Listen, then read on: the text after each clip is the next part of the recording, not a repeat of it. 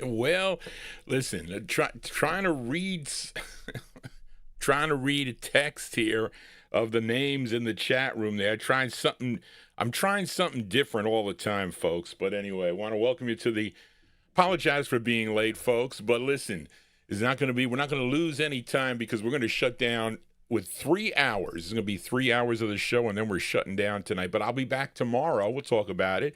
But hello, everybody, and welcome to the Vinyltreasure Show. I'm your host, Johnny G, John Galindo, coming to you live on this February 21st, 2026, snowstorm eve, I guess. We got like all this to do about some major snowstorm coming to our area here for tomorrow, beginning like at 9 p.m. or whatever.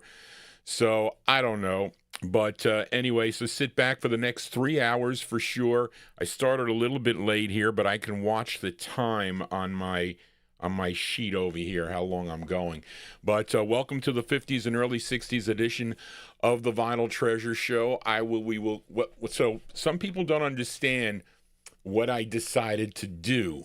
So I can't be on for 5 or 6 hours on a Saturday. It's just too much. It's too late.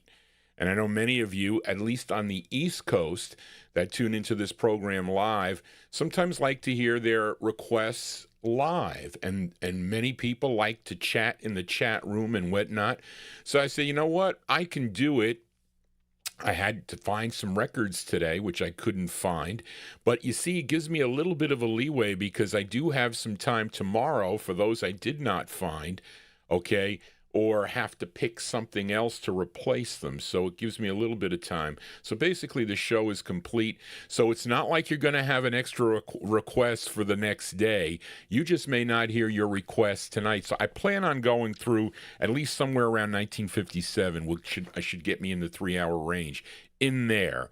So if you requested something or possibly something past that, then you'll hear it tomorrow evening, again, beginning at 9, and probably won't be as long, really. We won't do full 3 hours, but I have some leeway for new requests that come into the program.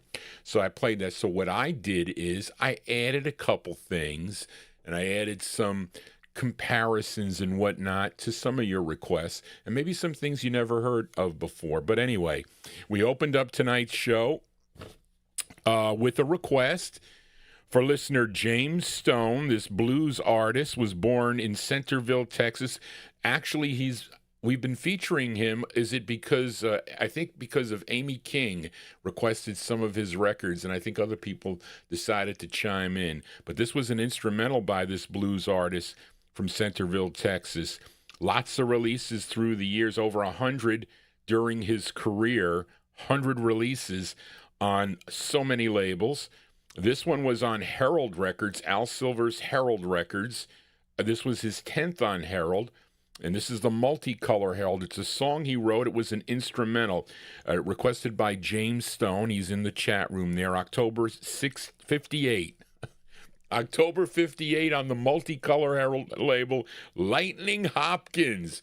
Lightning Hopkins. So what was he playing? Guitar on that one, Charlene? It's what I really needed to know. It's called Lightning Stomp, okay?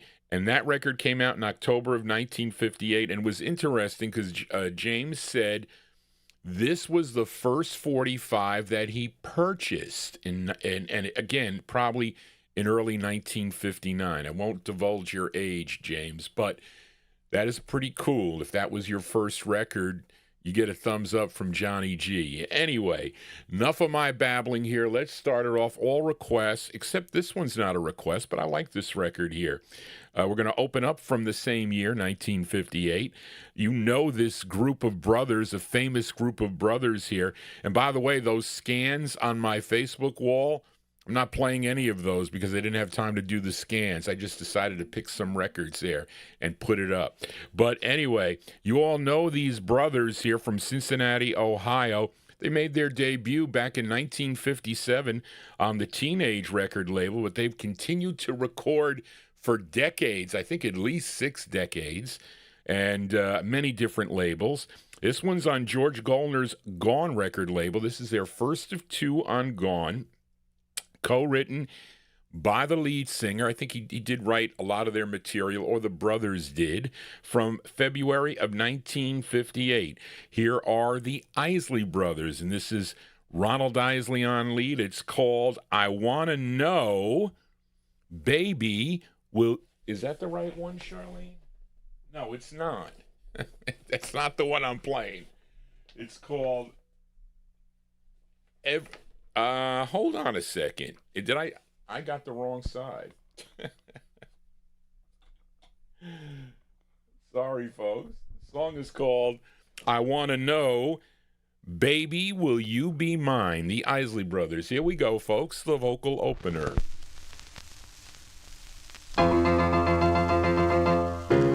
I wanna know, yeah. Baby, will you be mine? Yeah, yeah, yeah. Baby, will you be mine?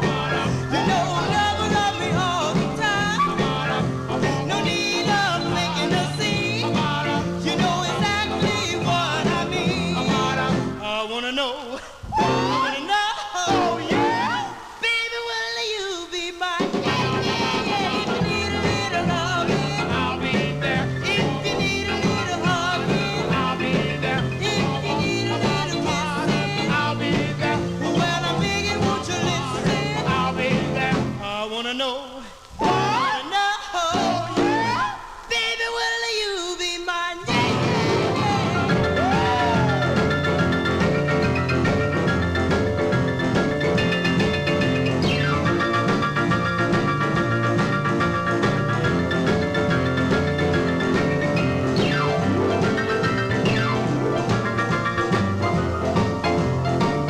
Well, if you need a little loving, I'll be there. If you need a little hugging, I'll be there. Baby, if you need a little kissing, I'll be there. Well, I'm begging, won't you listen? I'll be there. I wanna know,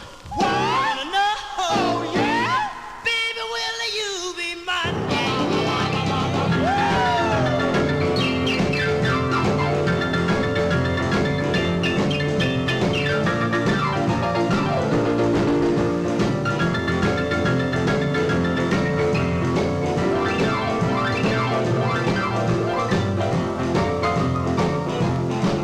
I wanna know, yeah. Baby, will you be mine? Baby, will you be mine? Baby, will you be mine? Well, baby, will you be mine? Well, baby, will you be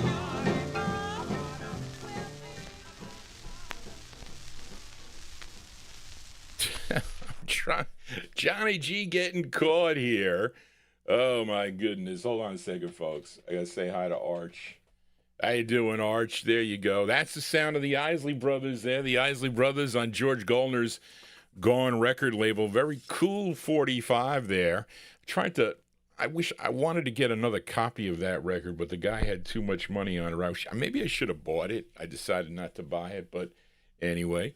But that's our opener, the first of two on from February 1958. Ronald Isley on lead. Those are the Isley Brothers, the early Isley Brothers on George Goldner's Gone record label, called I Wanna Know, parentheses, Baby Will You Be Mine. Johnny G wants to know if you will consider subscribing to my YouTube channel. Lost 3 subscribers. Well, you know, sometimes what YouTube does is they shut down some of the shows.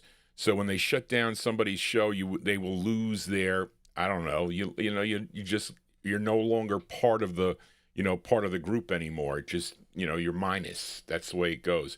But anyway, you see, I was looking at so when I wear a lighter shirt, I have more of a natural color, so I didn't want to change. I can play around with the video is the problem here, because the lighting in here isn't the greatest, and so when the camera focuses, it's kind of off. The color kind of changes. I think there's a way to fix that. I got to play around with it here in the new studios. But anyway, we count down the music chronologically here on the Saturday night show. So we're going to open up tonight from 1951. Ed Brown might not be in the chat room yet. Okay. So, but anyway, Ed Brown requested this. Actually, the tenor saxophonist band leader gets top billing on this. His name is Cecil James McNeely out of Los Angeles, California, recorded as Big J McNeely later on, but he's on this one as J McNeely and Orchestra, and this is his first of two. Of course, the group backing him up are Three Dots and a Dash, which included Jesse Belvin. Now, I think he's on this side, but you'll be able to listen. I forget, he's not on one of the sides. I think Marvin Phillips is on one of the sides. But this is the up-tempo side here, I think. So I don't know. I have here vocal by Jesse Belvin. So let's see. But it's really Three Dots and a Dash. That's the group that he was in initially. February 1951. This is going out to Ed Brown, J. McNeely and Orchestra, and with the Three Dots and a Dash with Jesse Belvin. I think he's the lead. It's called All the Wine is Gone. Here you go for Ed Brown.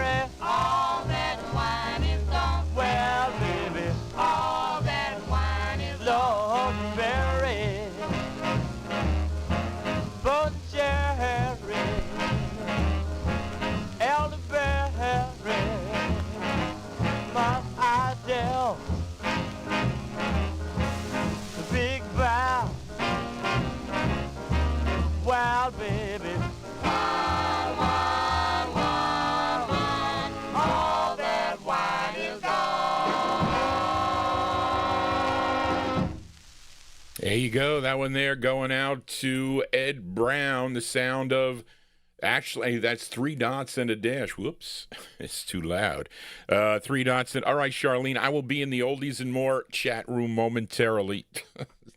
John G multitasking here on a snowy eve. We'll call it snowy eve, although it's not. It's 40 degrees here. I mean, there's not going to be any snow here at 40 degrees. Lots of things have been canceled. There was a record show here in town that they canceled it last night, I think they did. But there you go, February 1951, going out to Ed Brown, J. McNeely Orchestra. That's Jesse Belvin.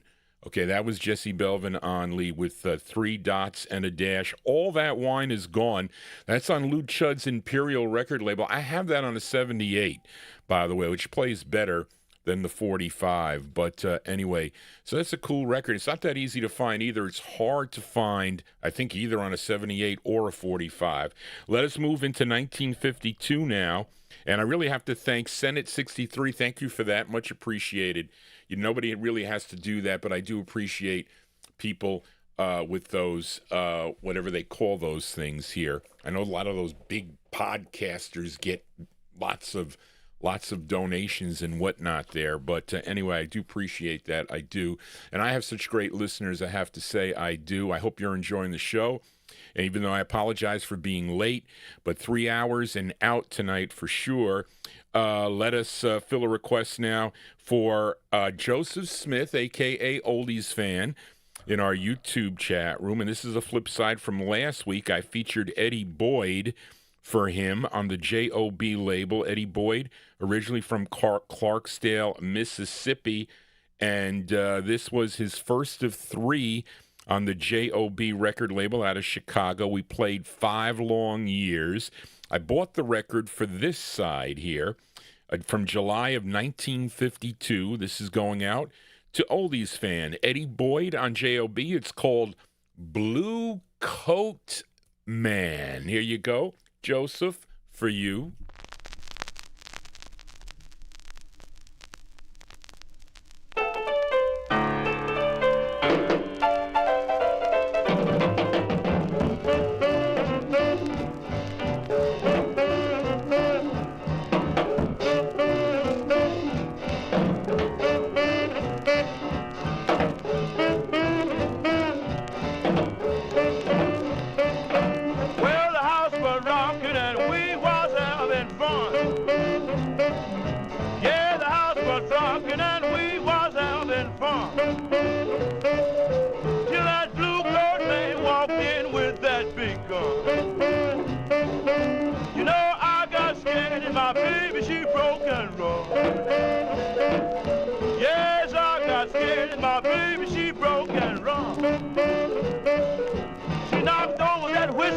Don't you know I didn't get none?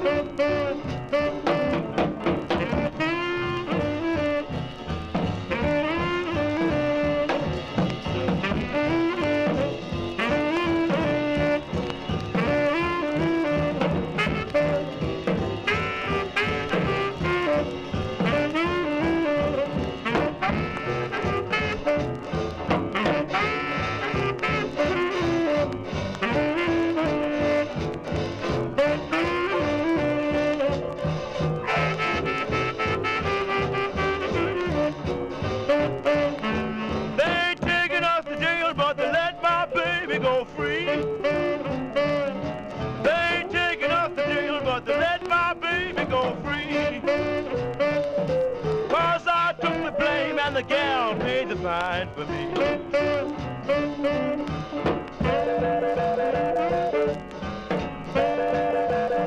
Well, all right.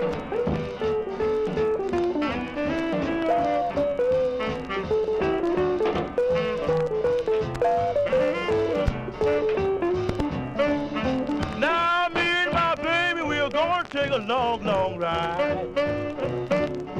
Now me and my baby, we're gonna take a long, long ride. She got me out of that jail, and don't you know that I'm satisfied?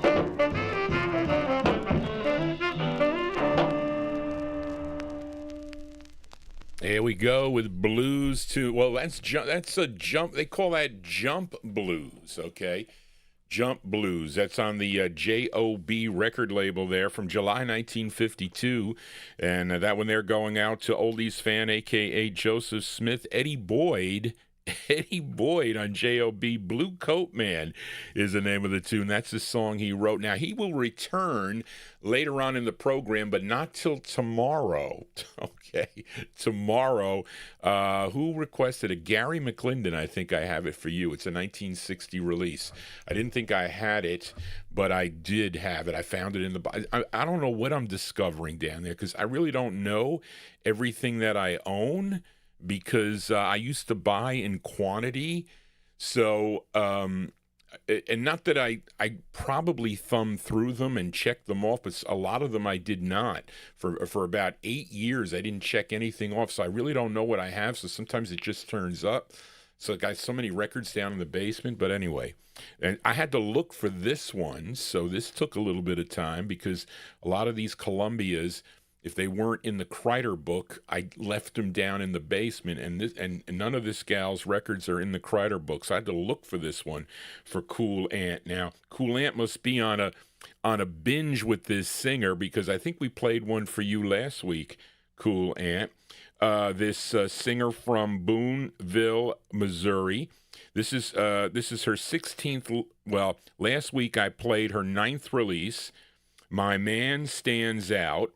Okay, that was by Julia Lee and her boyfriends. This is her 16th release, okay, on the Capitol record label. This tune written by Red Burns, okay, and it features the vocalist Julia Lee on piano. So let's go to August of 1952 now for Cool Ant in our YouTube chat room.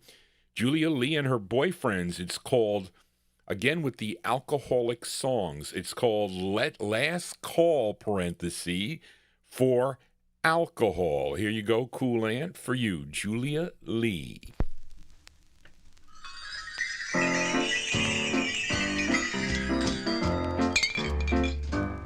This is the last call for alcohol this evening. Drink up, drink up, drink up, and order again. This is the last call for alcohol, get going. Drink up, drink up, drink up, then order again. 1, 2, 3, 4, 5, 6, 7. The minutes fly by. 8, 9, 10. That old clock's ticking. About time to say goodnight. This is the last call for alcohol this evening. Drink up, drink up, drink up, then order again.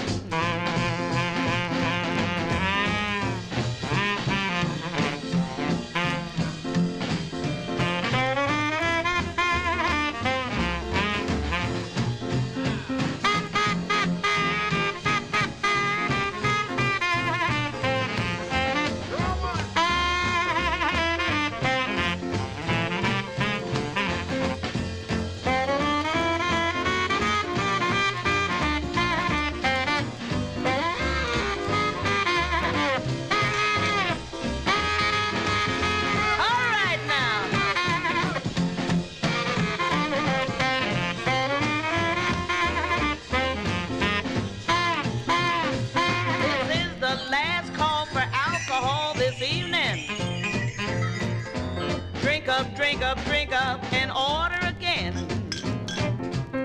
This is the last call for alcohol, get going.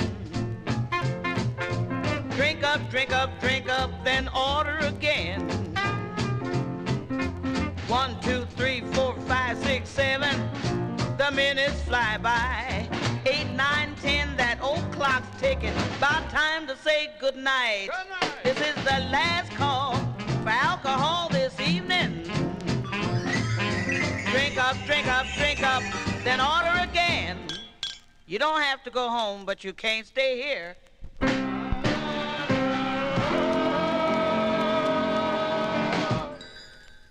There you go. That one there going out to Cool Ant in our YouTube chat room. That's sound of Julia Lee.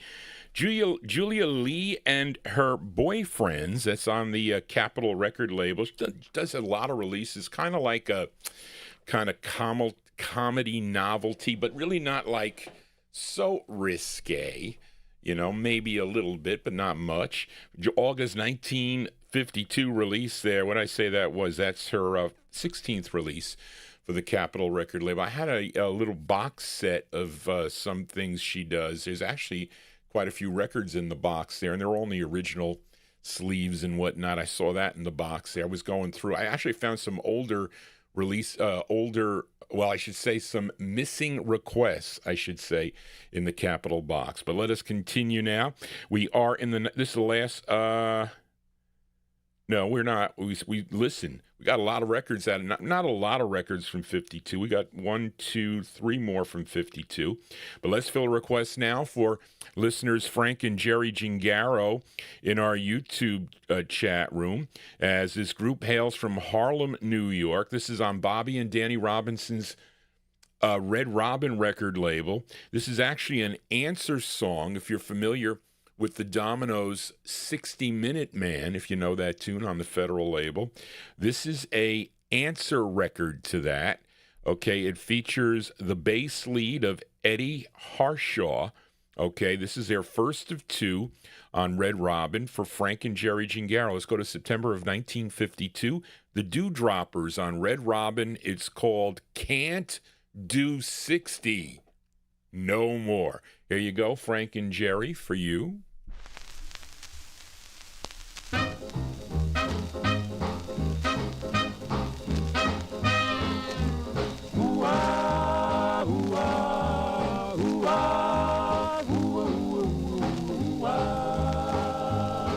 Yes, I love you, baby, but I can't do 60 no more.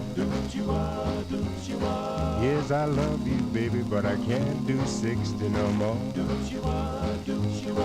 Yes, a short 30 minutes, oh, that I can afford. When I first met you, baby, I thought that you were sweet. My head went to spinning and you swept me off my feet. And I love you, baby, can't do 60 no more.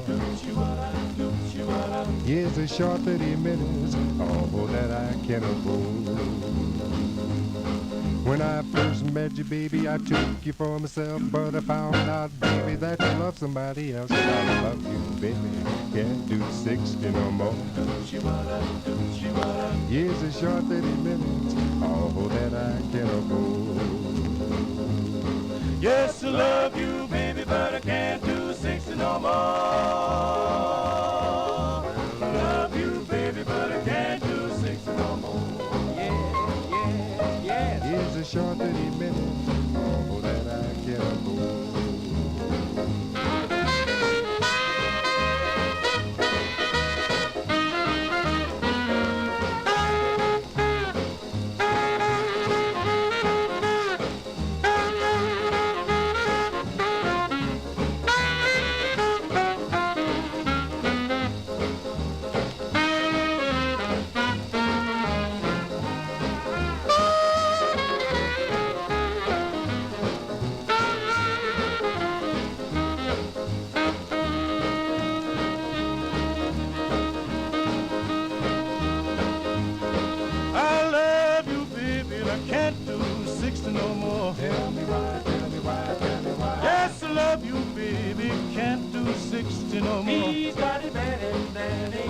Just a short 30 minutes, that's all your daddy can afford.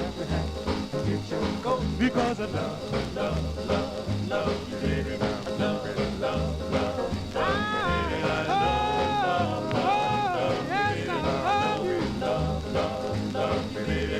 I love, love, love, love you, baby. 60 minutes can afford.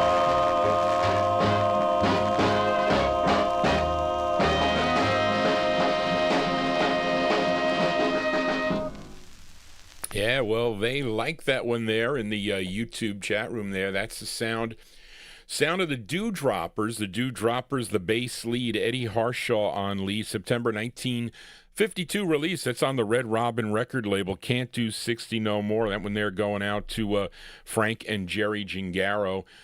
In our YouTube chat room. We are live on Oldies and More, also live on the YouTube stream. Now, Frank Gingaro, he is one of the co-hosts, along with Gordon Skagberg of the Rhythm and Blues Serenade, normally heard live, okay, on Sunday afternoons beginning at 3 p.m. Eastern Standard Time on WRHU FM 88.7, also streaming on the internet at WRHU.org. They had some issues on last week's show. I couldn't get in to listen, but tomorrow, due to the snowstorm, Frank has let me know that the live show is canceled tomorrow, so hopefully maybe they will be re-airing that show from last week that some of us have missed, which maybe they will. We'll see.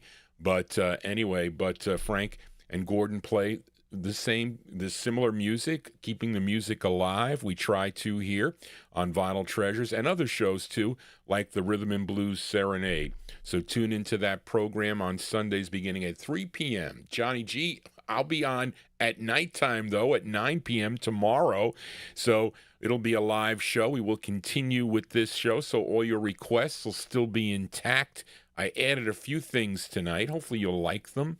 But anyway, let us continue with the requests here. And I wish all my records were clean. Okay, they're not all clean. Okay, but like I mentioned, I think I talked about it last time. I try to get clean records, not scratchy or whatnot. This one is a little bit rough. It's not the roughest tonight, but there is one that's rough. I think the one for John Ronayne is rough on the deluxe label. But anyway, we are in the 1952 block. Let's fill a request here for Anthony Russo. And this gal, her real name, Esther Mae Jones. Of course, Johnny Otis discovered her first recording for the Bahari Brothers Modern record label. Of course, she was a vocalist. She would become a vocalist for Johnny Otis's band. And when he would move to Federal Records, and she also came with him. She signed to Federal Records there for a while. In 1951, she would have 15 releases on the Federal record label. This was her 10th, and they were gold top Federal still by the 10th release here.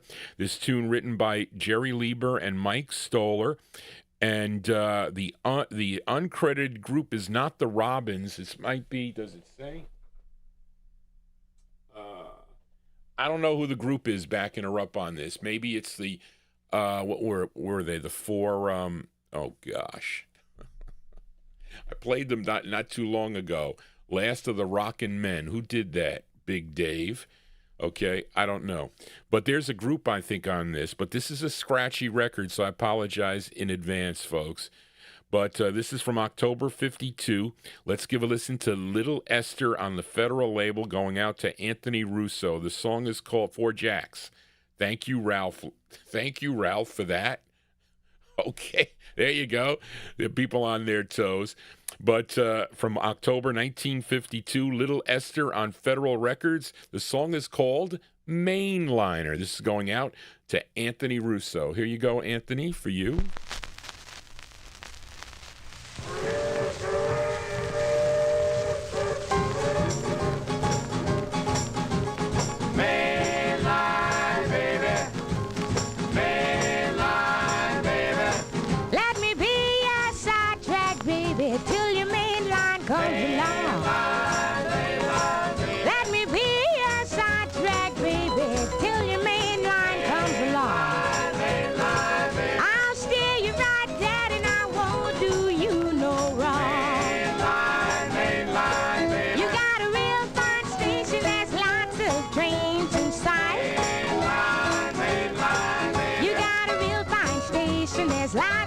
Trains inside, but I wanna be your midnight special tonight. So come on, Daddy, let's have some fun. I can do better switching than your main line ever done. Let me be your sidetrack, baby, till your main line comes along. I'll steer you right, Daddy, and I won't do you no wrong.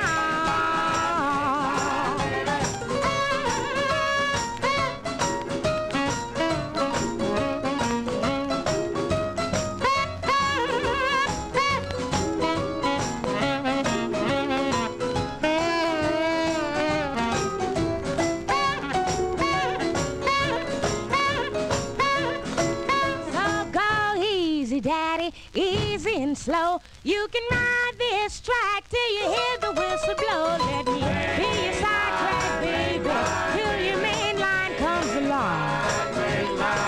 I'll steer you right, Daddy, and I won't do you no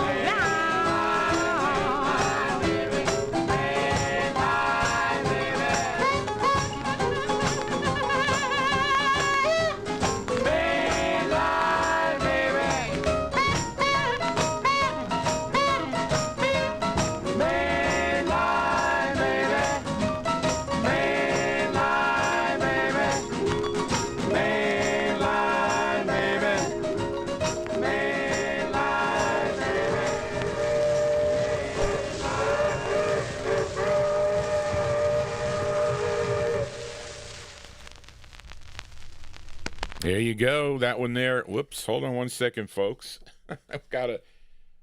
I will talk about this next record here because I'm not happy with the. Hold on a second. There we go. I just want to. I have to change this, unfortunately, for this record, even though you shouldn't have to do this for anything on the at least the King 45. We'll talk about it. But there you go. That one there going out to listener Anthony Russo. That's the sound of Little Esther. And Big Dave says he would. Dave, if you're going to gamble on it, I'll take the bet. That those are the Robins backing her up on that. October 1952 on Sid Nathan's Federal record label. Mainliner is the name of the tune. Let us continue here. One more from the year 1952, and this one here going out to a Gary Spring listening in Canada. He's in our YouTube chat room as we go to Harlem, New York now. This group called the Checkers, of course, they were formed by two ex-members of the Dominoes, kind of formed this group, Charlie White and bass singer Bill Brown. This was their second release for Sid Nathan's King Records now. We heard Federal, now this is King Records. And it features the bass Bill Brown on lead. Now, I changed the needle on this because this is like the flip side plays great, the ballad. But this side, whoever had owned this record really didn't take care of it that well. So what was happening was when I was buying records, probably, it's starting in the 80s, some of the dealers would polish the 45s. Okay, so what they would do is, in this instance, I think what they did is they used like a kind of like a buffering machine. You know how you're going to compound a scratch out of your car? You want to get that scratch out. You're going to compound it out. You put some stuff on it and compound it, kind of wear it down a little bit to get the scratch off. Well, they used to do that with records. The problem with that is the fidelity is less, and it really doesn't get rid of any of the crap that's in the middle, in the grooves. It doesn't do it. He should have probably used something else, but not polish down the grooves. So anyway, those people will go unnamed, but I know some of you collectors know who they will be. But I used to buy a lot. Louis at one time said, I think he had to make a disclaimer when he would put it in his, he used to send that little like pamphlet out with his set sale. He would say, I do not sell polished records. I do not buy polished records. But at a time, they were doing it. And I know the process because I've seen it happen. They go to the dealer's table, and he's got some rarer records there, but they're in off condition. And at the end of the show, you can buy them pretty cheaply. They'll say, will you sell me this whole box here for $5 a piece? But they're big records. And then they end up polishing them, or maybe calling them cleaning them is what they call them. But that's the deal. It's really... It's not good to do that. Just sell it as a VG minus or a G plus or whatever. You can argue and say maybe some of the styrenes it takes a little bit off of that, possibly. But that's all I'm going to say about it. But anyway, this is going out to a Gary Spring, November 1952. Here are the Checkers. The Checkers on the King record label. It's called Let Me Come Back. Here you go, Gary Spring, for you, the Checkers. I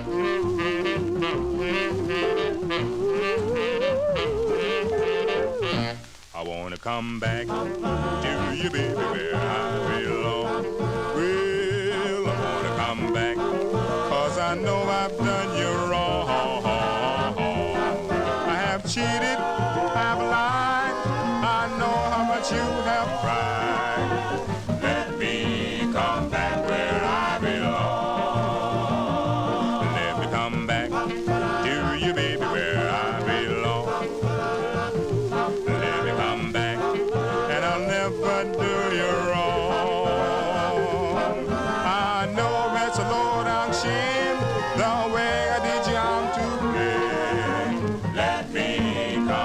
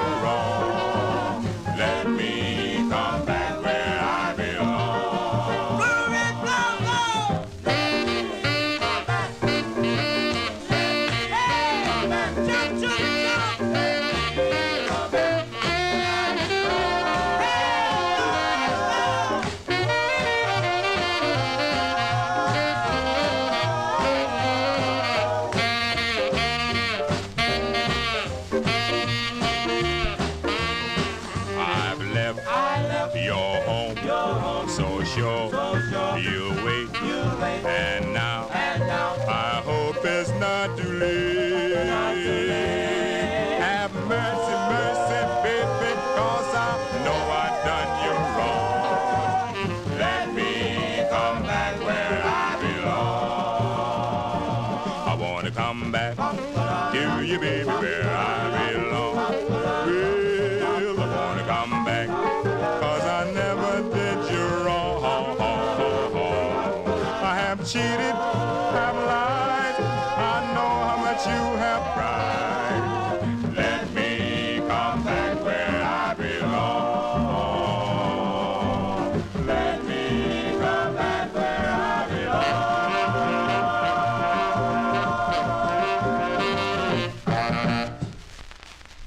There you go. That one there. Going out to Gary Spring in our YouTube chat room. That's the sound of the Checkers.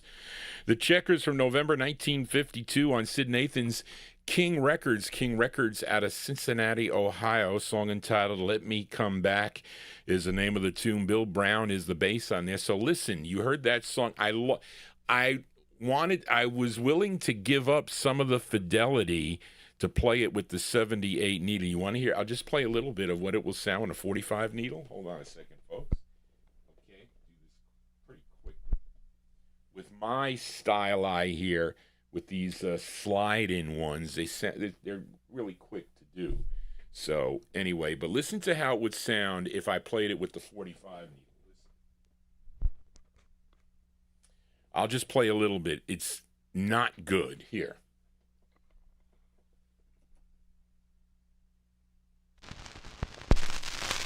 I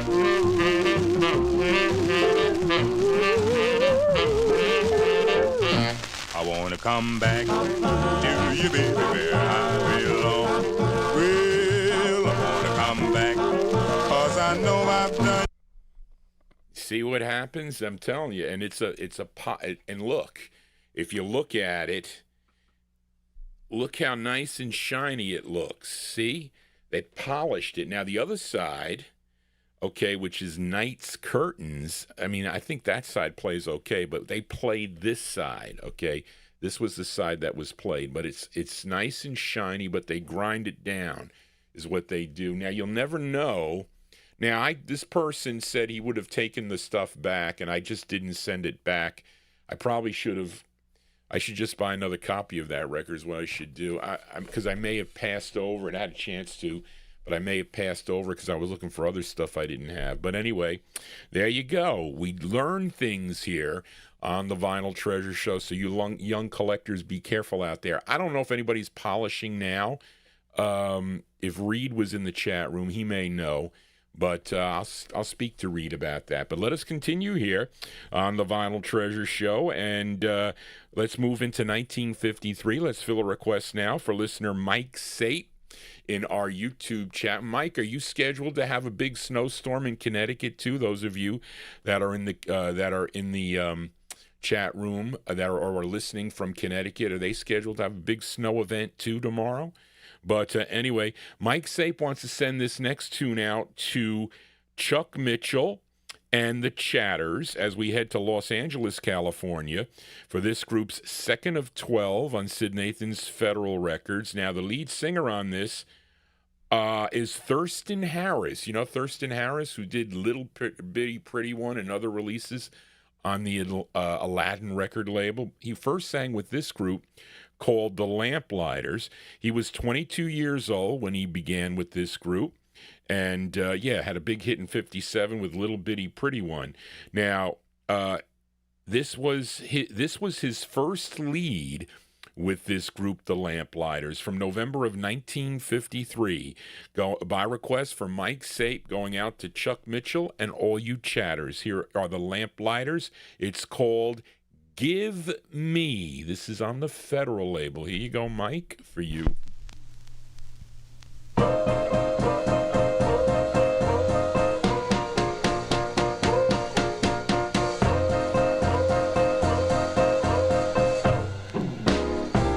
Give me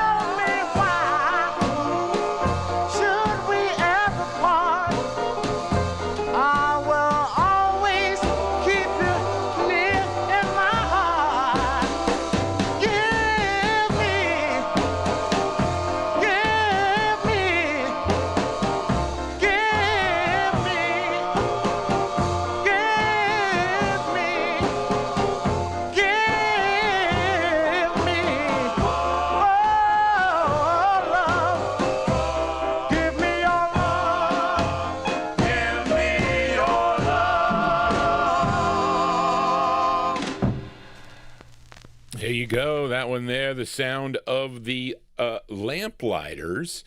Lamplighters there from November of 1953.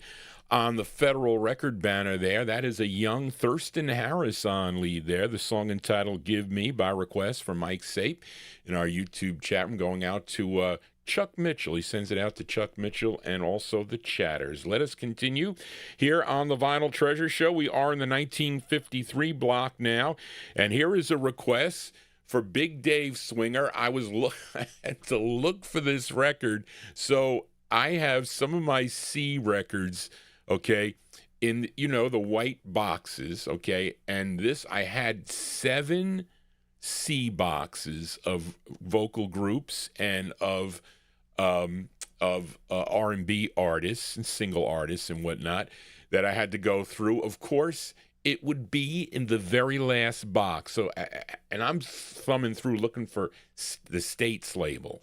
So I'm going real fast. So there were how many caravans I came across before I came across this 45?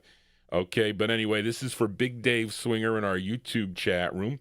And the saxophonist band leader gets top billing on this. Okay, he was born in Tompkinsville, Kentucky. Okay, first recording for King Records back in 1952. His real name is I take it that's James, Charlene, not Jamie. I think it's James R. West. Okay, but he recorded it as Jimmy Coe, C-O-E, Jimmy Coe. In 1953, he signed with Leonard Allen States label out of Chicago, had 3 releases on the label. This is his third, a song that he co-wrote, but he had a gal singing on this, and I didn't know that, so it doesn't mention it on the label. She's uncredited, but I got to thank Big Dave, and many of my listeners do send me information with their requests, which is good because I compare it sometimes to the things that I have. Charlene sometimes questions it, but I tell her to check it out, but when she gets to see the email. But the uncredited gal on this, her name is Helen Fox, okay? So this is Jimmy Coe and his Gay Cats of Rhythm, okay? And this is on the States record label, Leonard Allen States Records, and Jimmy Coe is on sax here. Max Bailey is, wait a minute.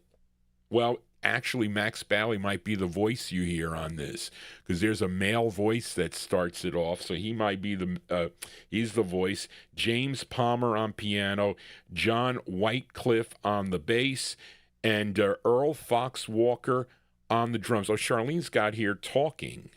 Okay, so maybe he's the guy that's talking. I thought when it said vocal because I hear the gal on this. Anyway, let's go to June of 1953, going out to Big Dave Swinger, Jimmy Coe, his Gay Cats of Rhythm, but Helen Fox, she's the gal on this. It's called Baby, I'm Home for Big Dave Swinger. Here you go, Big Dave, for you.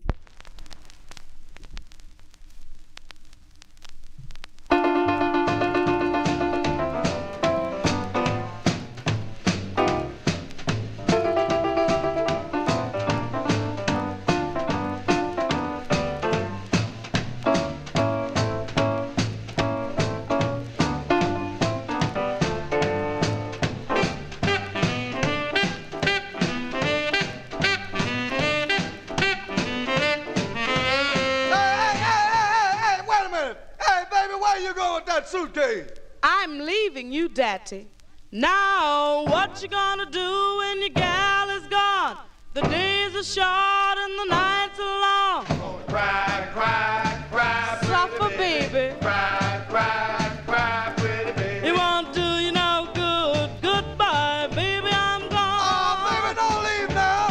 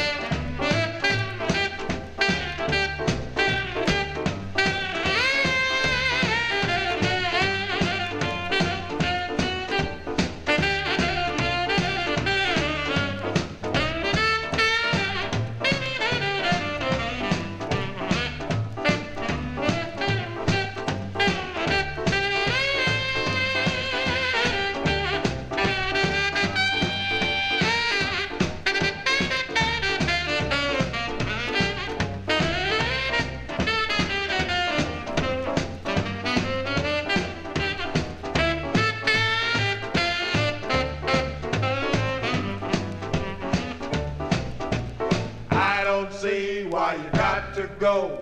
I'm 6'2", got lots of dough. I don't want your money, ain't it plain to see? I need a hard loving daddy to move me. Don't cry, cry, cry, Suffer, pretty honey. baby. Cry, cry, cry, pretty baby. It won't do you no good. Goodbye, baby, I'm gone. Yeah, you can leave if you want to, but your destination better be to the moon. You hear? There you go. That one there going out to Big Dave Swinger in our YouTube chat room. That's the sound of Jamie Coe and his Gay Cats of Rhythm. And the gal you heard was Helen Fox. I guess the guy talking there was the drummer of the group, Earl Fox Walker, yelling at her. Didn't Ralph Cramden say boom, zoom to the moon? I think he would tell his wife when she did something wrong. Anyway, there you go, June 1953. It's called Baby I'm Gone, that one there on the States label. Big Dave, you also have a red vinyl copy of that. That record, I bought that, Spence sold me that. What does that record sell for now? Because he charged me $100 for that 45. Anyway, let us continue here on the Vinyltreasure Show. We are 1953. I added some records, so you tell me if you like this tune. So I added this to a little bit of a kind of spice up the show here since we're stopping after 3 hours tonight. And you all know this gal, okay? Her real name, Dolores Williams, born November 11th, 1929 in Chicago. First recording back in 1949 as a vocalist for the Eddie Sugarman Pennegar Orchestra as Little Miss Sharecropper. Okay, then in 1951, she would have 2 releases for the national label as Miss Sharecropper, and then become a vocalist with Maurice King and his Wolverines as B. Baker, with a release on Columbia and OK Records. In 1952, she would become a vocalist with this orchestra leader, Todd Rhodes. Okay, so this is Todd Rhodes and his orchestra, and she, at this point, was known as Lavern Baker, so this predates her releases on the Atlantic record label, and there were 4 releases on the King label that she did vocals on. This was her 4th, and a song that she wrote along with Henry Glover. Let's go to February 1953. This is Johnny G's selection. Todd Rhodes and his orchestra featuring Lavern Baker on the vocals. The song is called Lost Child. Tell me what you think. Here you go, folks. I'm just a lost child, wandering from street to street, asking each person I meet, where's the love for me?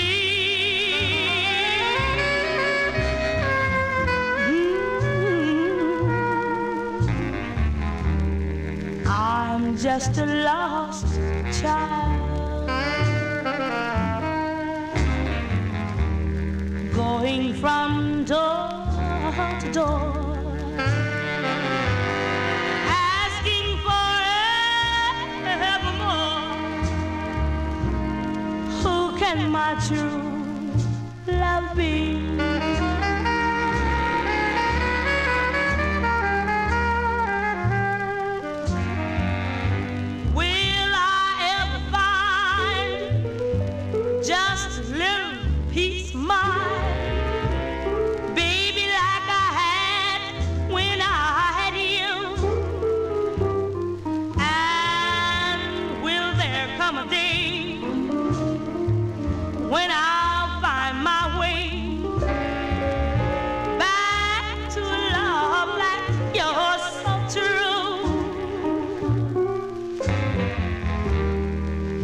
Just a lost child,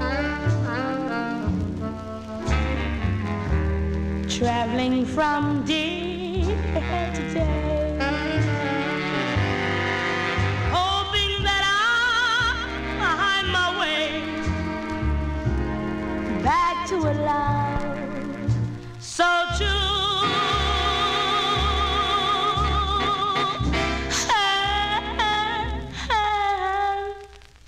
and my heart such a stroll. I hope that I'll find you.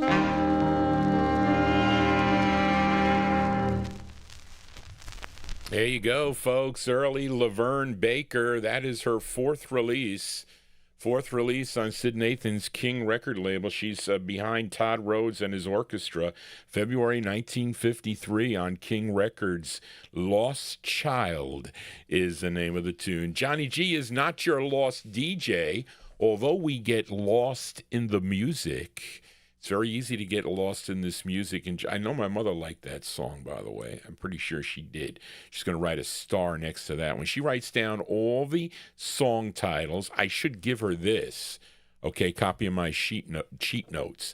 But she writes all the titles down. She wrote all your names down. My sister Tony took a snapshot and texted it to me so I can type it in. I couldn't see it that well. So I hope I did not miss anybody in the chat room. And listen, I know a lot of the listeners aren't going to chat, and that's okay.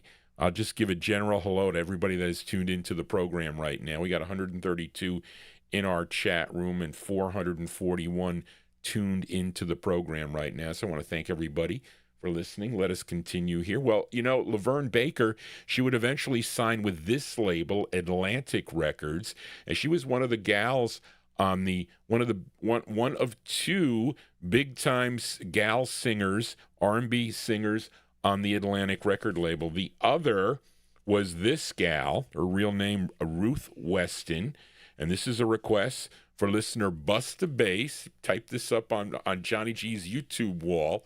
I have to look for those other two for the Soul Show. I'll be back on Wednesday. We just had a successful 78 show. I know many of you enjoyed the 78 show that I did. I got some really nice emails from some people that I'm impressed that they listened to my show. Really am. And they liked that show. There was a lot of early 50s stuff in there. And I know a lot of you like maybe the later things, but I didn't have much as far as the 40s go, but I did have some classic records. But anyway, this gal, this is a request for Busta Bass in our YouTube chat. Her real name, Ruth Weston, but you know her as Ruth Brown. So many great sides for the Atlantic label beginning in 1949. But this was her 14th release for the Atlantic record label, and this was number 23 on the Billboard chart and a big number 1 R&B hit for her. Let's go to January of 1953 by request for Busta Bass in our YouTube chat room. This is Ruth Brown with Mama, He Treats Your Daughter Mean. Here you go, Busta, for you.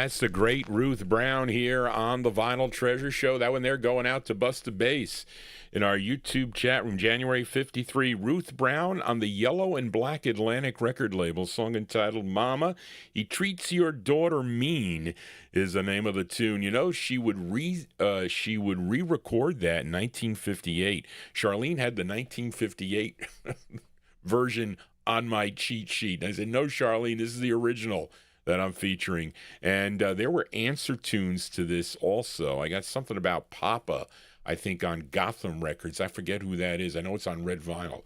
Looks pretty cool. But anyway, Johnny G here. I am your Saturday night disc jockey. We're live on YouTube and Oldies and More Radio. I apologize for being about 15 minutes late, but this show will end at, well, it'll be a little bit longer than 12 because I was about 15 minutes late. But we're going to do 3 hours. I know that KKSM will be happy about that. They can play the whole show. I will be returning tomorrow at 9 p.m. to continue. So we're going to go through 1957. It might be David Vielma's request, I think. I don't know if I get to it in 1957. I think it's a Paragons record I'm featuring. But that's in 57. But anyway, let us continue here. And let's fill a request now for Delwood Jeff. And I've never played this on the program here. I have, and I had the record, okay, because I've played the other side of this, okay. This gal, her name was Georgia Lane, and this is on Lee Magid and Larry Newton's Central label, which is out of New York City. Now, the tune written by May Moten, okay, and it features Maurice James Simon on tenor sax. And actually, the flip side is, Charlene has it here, that I played, and I have played here on the show, is by Emmett Hobson. Something about Maddie. We'll say it's something about Maddie. Big Dave, I know you know it. It's something with Maddie, okay? And there's like a whole string of those records too, by the way. But let me see. She has... Wait, Charlene, she's got... That cannot be this gal. She has a record on... You mean like Ocean? I thought Ocean Spray was a kind of cranberry juice. I didn't even know there was an Ocean Spray label. Okay, but anyway, let's go to December of 1953 by request for Delwood Jeff. And this is appropriate because, Jeff, they're singing about you. Here's Georgia Lane on Central Records. It's called Ooh-Wee... Mr. Jeff, parentheses, please be yourself, going out to Delwood Jeff. Here you go, Georgia Lane. Come here, baby, and give me one of them big bear hugs. Ooh-wee, Mr. Jeff, please be yourself. Ooh-wee, Mr. Jeff, please be yourself. You're wrong as you can be. Talking like that to me. Think before you speak. I'm young and my mind is weak. Ooh-wee, Mr. Jeff, please be yourself. Ooh-wee, Mr. Jeff, please be yourself. Ooh-wee, Mr. Jeff, please be yourself. Talking all out of your head. It don't mean a word you said. Please have mercy on me. You're making a wreck of me. Ooh-wee, Mr. Jeff, please be yourself. Never as I can be. You're much too close to me. Now you are getting bolder.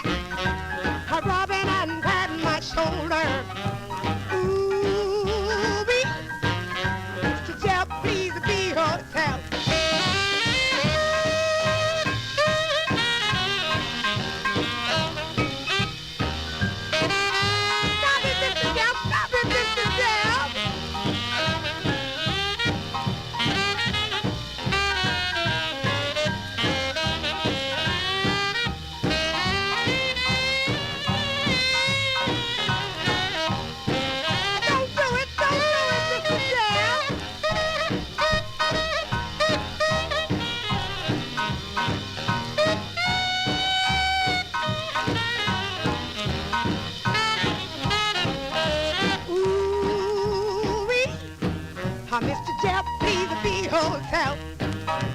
Ooh-wee. Mr. Jeff, please be yourself. I'm at the end of my rope.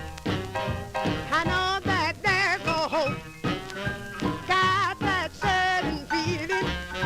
Soon I will be healing. Ooh-wee. Mr. Jeff, please be yourself. I must admit that this is it, 'cause I've been hit. It's too late to quit. Ooh-wee. Mr. Jeff, please be yourself. Ooh-wee. Mr. Jeff, please be yourself. Ooh-wee. Mr. Jeff, please be yourself. Don't stop now, Mr. Jeff. There you go. That one there going out to Delwood Jeff. They're singing about you, Delwood Jeff. There you go. That one there. Her name is, I lost my place. All excited here. Her name is Georgia Lane. Georgia Lane from December 53 on the Central record label. You know, the Charmers are on the Central label too, by the way. A song entitled Ooh Wee Mr. Jeff, parentheses, Please Be Yourself is the name of the tune. And that is the flip side of, I guess they said it in the chat room there. It is Looka Here, Maddie B. is the, vocal by Emmett Hobson and the Rag Muffins. Wait, and the Rag Muffins. Are they on this side too? No, just orchestra. Anyway, Johnny G here on a Saturday. Let us continue here on the Vinyltreasure Show. Just noticed an interesting thing on the YouTube thing. So they have allotted me, this is interesting, 2 hours on here. I wonder if after the 2-hour break, then they start sending out their AI police on Johnny G. Anyway, but let us continue here. Let's fill a request now for Jack Saperstein. Now, Jack had this record in his collection, had it at one time, and he wants to hear it again. At least he can see the record here. Jack, was yours on the shiny label, Jack, or did you have the flat? The shiny label, I think, is the first press. I have kind of like the second, and this also comes on yellow too, if I'm not mistaken. But this is this great group out of Philadelphia, PA, on Herb Slotkin's Grand record label. And the group is singing about my probably my favorite non-alcoholic drink. Okay, do we have any coffee drinkers out there? I know I used to drink a lot more, but I don't. I probably drink about, I make like a 9-cup pot every morning. Well, Tony's been drinking some too. I think I split the rest with my mother, I do, but I have like 2 cups, but they're kind of big cups, and I drink it like during the day.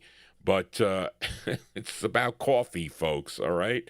And I have 6 here. I think it's more than that. But anyway, this is the group's 4th of 7 releases for the Grand record label. It features George Grant on lead. Let's go to July of 1954 now for Jack Saperstein. The Castells on Grand. It's called Over a Cup of Coffee. Here you go, Jack, for you. The Castells.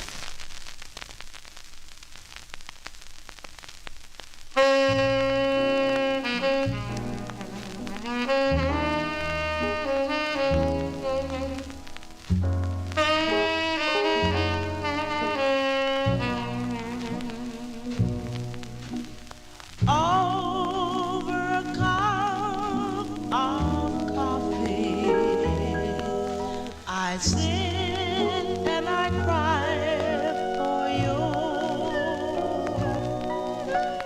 When little do I know that you found someone new.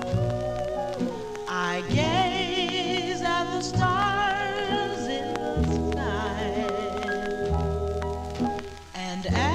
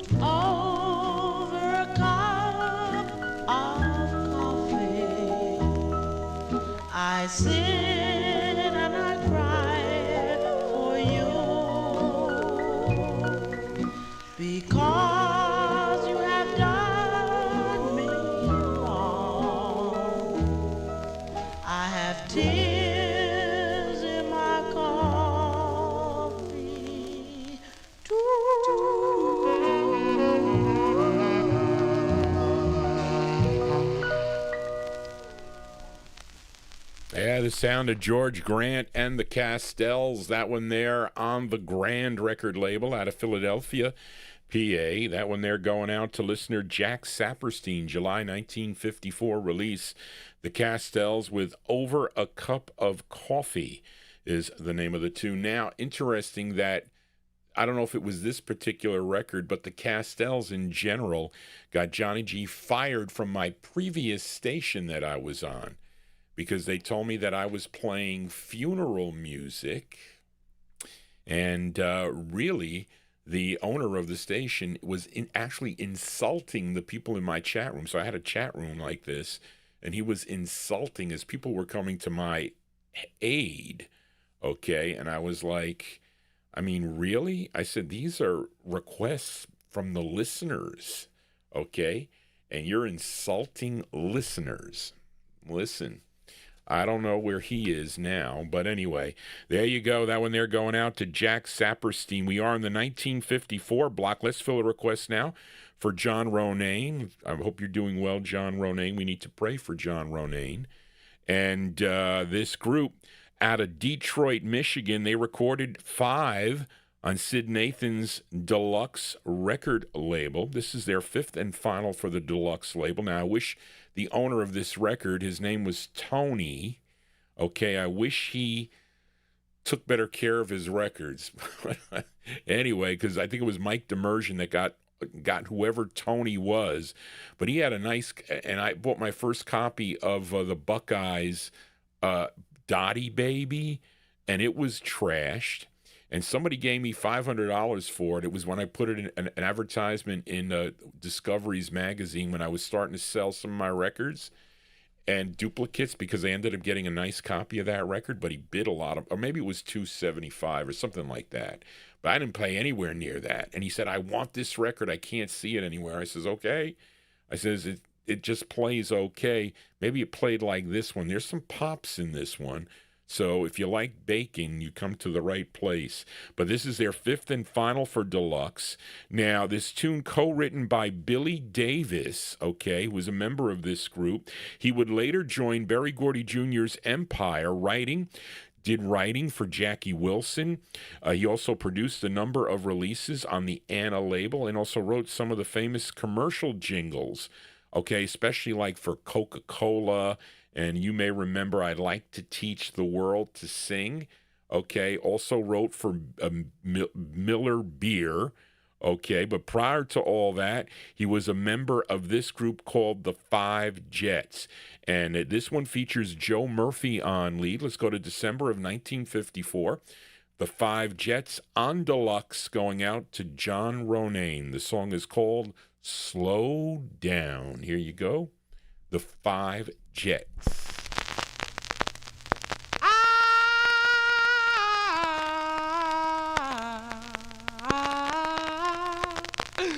Tried so hard to live this life right.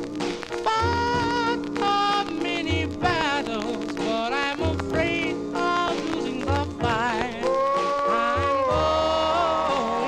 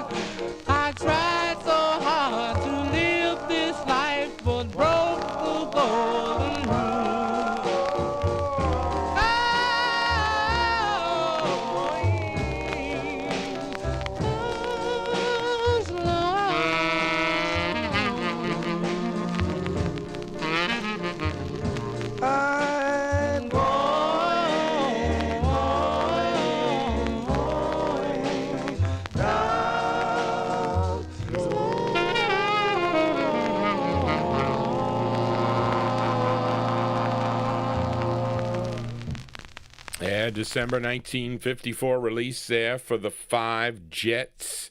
Five Jets, they're out of Detroit. That is a Joe Murphy on lead, their fifth release, I said, on Sid Nathan's Deluxe Records, Slowed Down. That one there going out to a listener, John Ronayne. Let us continue here on the Vinyltreasure Show. We are one more from the year 1954, and this is a request for listener Karen Efron, although she requested this on my 78 show.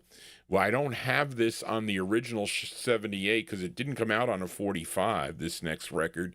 If you want it on a 45, you're going to have to get it on a copy like this, unless somebody else put it out. I don't know. But last week I played the flip of this on High Siegel's Timely record label. The group's second, we'll say the second release for this group, called The Charmers. A song was called Battle Axe. I think I played that for John Ronayne. But when I looked at Karen's request for the 78 show, and I just so happened to play two for her on that show, I said, well, wait a minute. This is supposed to be on a 78. So I played the flip last week. Karen, I said, let me play it for Karen this week, because I don't know if I've ever played this side before, but it should be played. It's a great tune. Okay, this tune written by the first tenor of the group. His name is Alfred Todman. Okay, and let's see. The other members of the group were, Alfred Todman, he was the first tenor. James Cook, second tenor. George Daniels, bass. Robert Cassidy, baritone. And the lead singer on this, Eugene Sonny Cook. Let's go to December of 1954 for The Charmers. The Charmers on Timely. This was a follow-up to I Was Wrong. The song is called The Church on the Hill, going out to Karen Efron in our YouTube chat room. Here you go.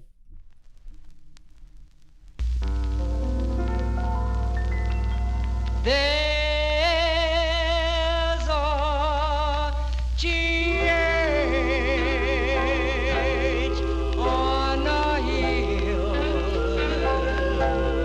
where we all go to pray and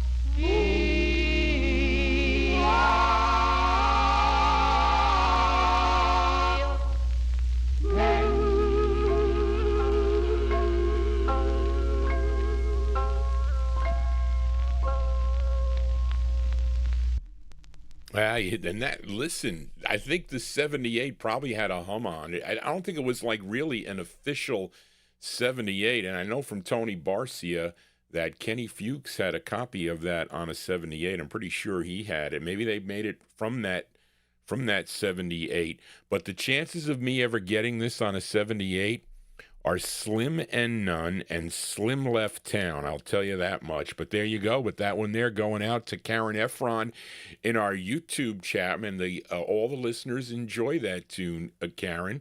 Thanks for requesting the Charmers from December 54 on Timely Records, The Church on the Hill. And that one there with Eugene Sonny Cook on lead. Let us continue here. Let's move into 1955 now. Fill a request for listener Bill Olb in New Jersey. Bill is feverishly working on his show here. I think probably going to be here, hopefully, keep your fingers crossed, on a Thursday afternoon in April. Okay. Hopefully we won't be getting any snowstorms. And I was talking to Barbara earlier. I was cleaning a couple of the 45s. She says, Johnny, it's supposed to be like a full-blown blizzard. I saw your email, Bill. I don't know about the power going out. I hope not, although I do have a power source here. But if the electric goes out, I think I lose my Wi-Fi. If the Wi-Fi stays on, I can probably broadcast for an hour. But I probably won't do that. I'll probably have to file records in the moonlight. Well, actually, there won't be any moonlight. I have to use my cell phone. But anyway, this is a request for listener Bill O. These gals are from Jersey City, New Jersey. They included Shirley Key, K-E-E, and three sisters. They were Gloria, Grace, and Jacqueline Girens. I think I said that right. Girens. Collectively, they were known as the Honey Tones, and they had one release on the Mercury record label. Well, I should say a subsidiary of Mercury. That would be Wing Records. So this one from July of 1955, the Honey Tones on the Wing label, going out to Bill Olb in New Jersey. It's called False Alarm. Here you go, Bill, for you.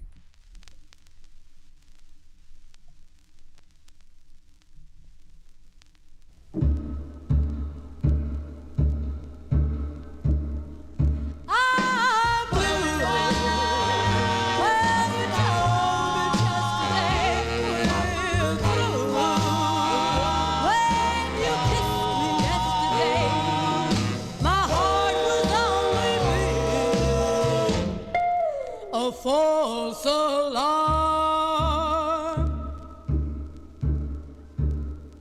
Now it's past. Moon dust in my didn't last. Now I realize my heart was only beating a false alarm.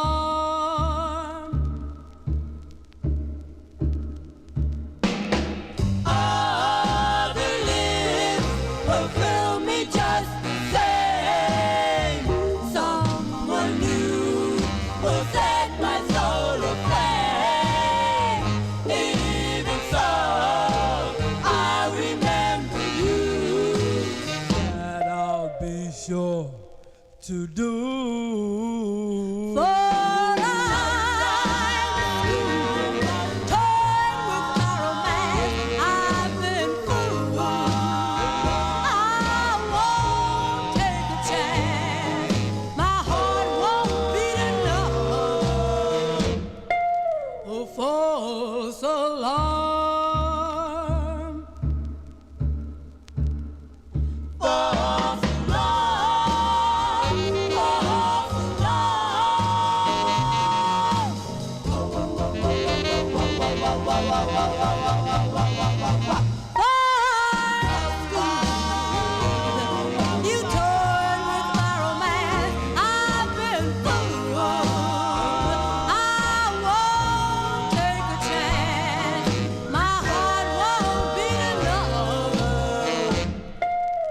False alarm. False alarm. July 1955 release there for the Honeycomb. Honey, I got the Honeycombs on my mind because I played Want Ads. I played Want Ads on Wednesday, but those are the Honeytones. Honeytones, not the Honeycombs, the Honeytones.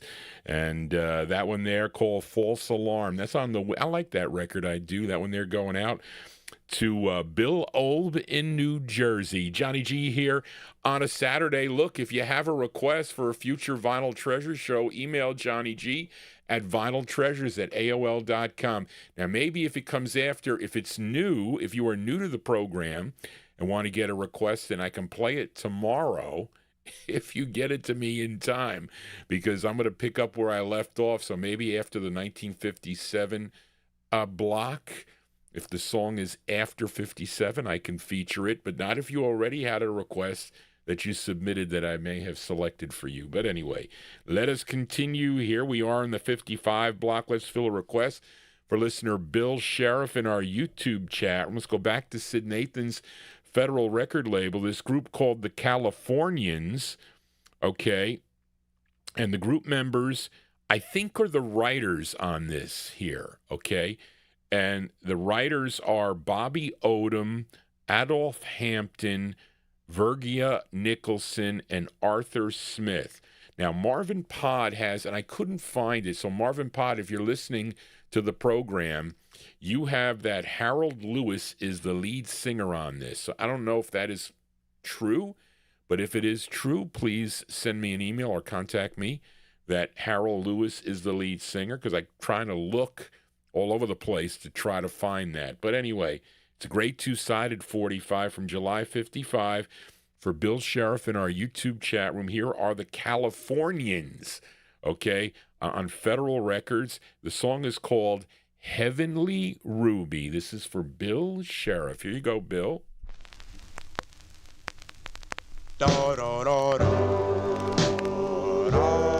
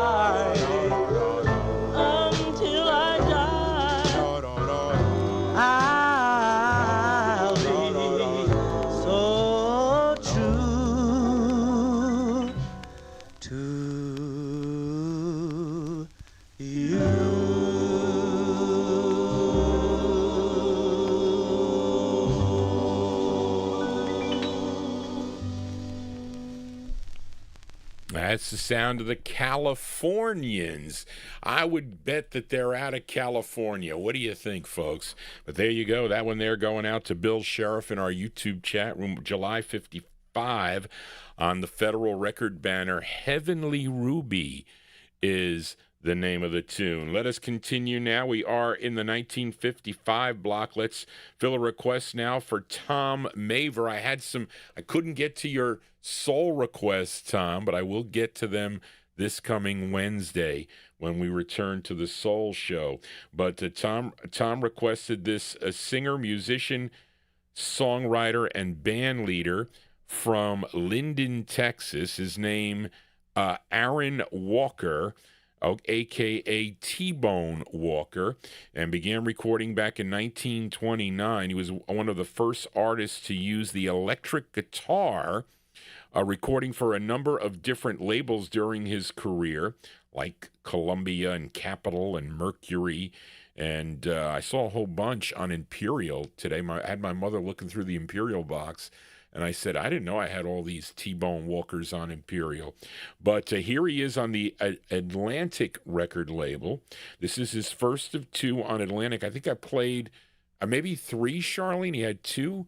I thought he had three, but I played one last week, I think. I forget who it was for. But this tune, written by Dossie Terry from September 55, going out to Tom Maver, T-Bone Walker on Atlantic. And the song is called Why Not? Here you go. Tom, for you, T-Bone Walker.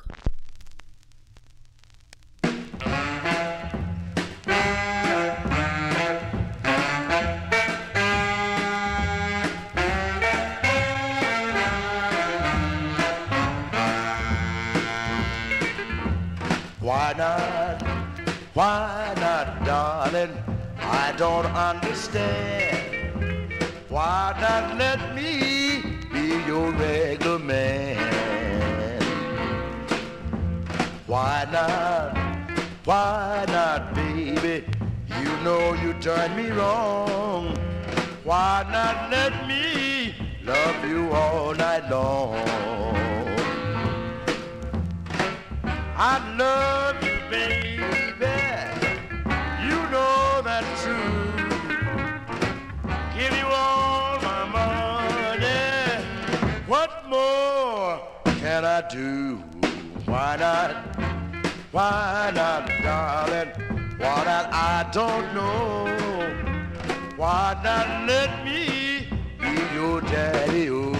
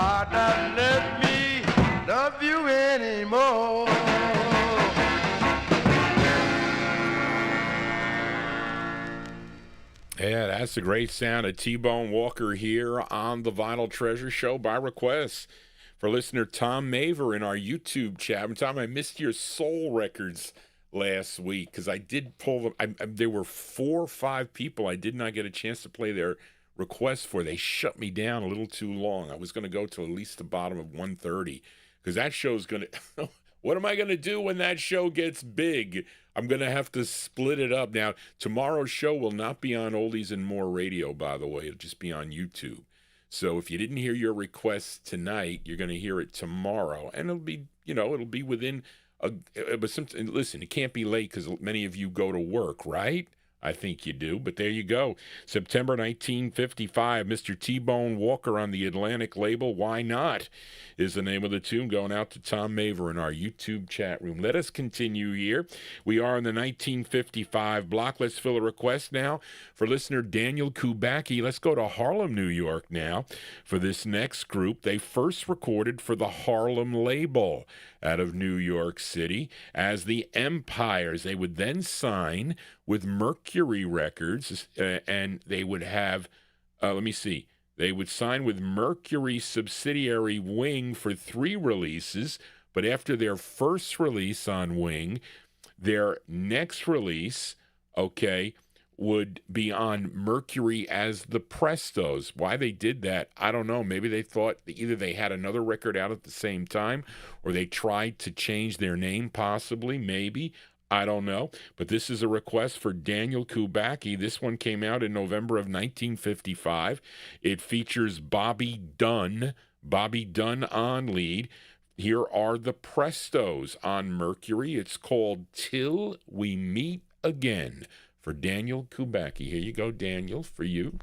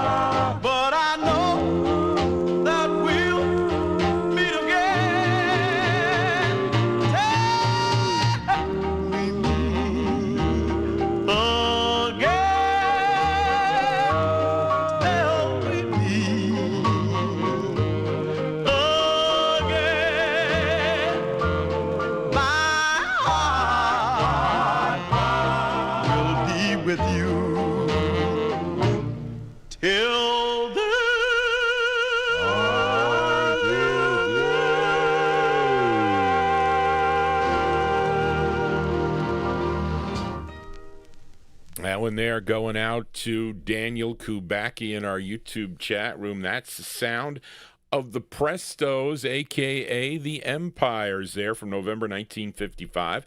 It's on the Mercury record label. Till We Meet Again is the name of that tune. And that one there with Bobby Dunn on lead. They continued to record. They would go on to record for Whirling Discs as both the Empires and also as the Whirlers. Johnny G spinning my 45s on this pre-snowy eve here. They're talking about some major snowstorm here. I plan on being on tomorrow unless the power goes out. So I will continue with your request tomorrow beginning at 9 p.m. So if you're hanging around, I think the Olympics are ending tomorrow. The closing ceremonies, I think, are tomorrow. It was something that the men's and the women's hockey teams won the gold medals. That was pretty interesting, I have to say. But anyway, let us continue here for a Saturday evening. We are in the 1955 block. Let's fill a request for Jim Lampley in Texas as we go to Dallas, Texas for this group. It's their debut single. They were known as the Five Notes. This came out on Leonard Chess's Chess label out of Chicago. The song co-written by the lead singer of the group. His name is Al Braggs. He would later record as Al TNT Braggs, but here he is, singing lead on this tune. And this is from December of 1955. Here are the Five Notes. The Five Notes on the Chess record label. It's called Park.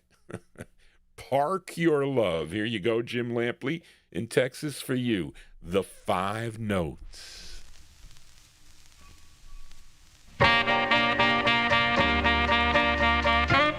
Park your love in my window.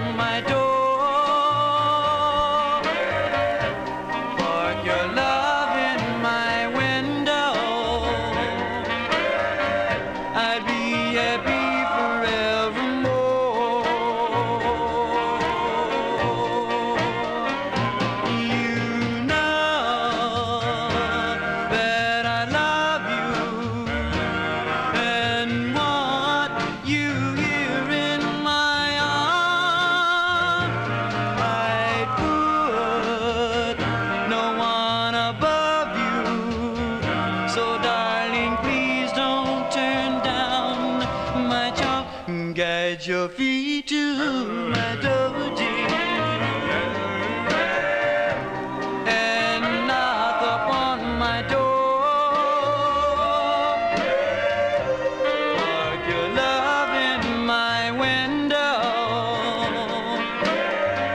I'd be happy forevermore.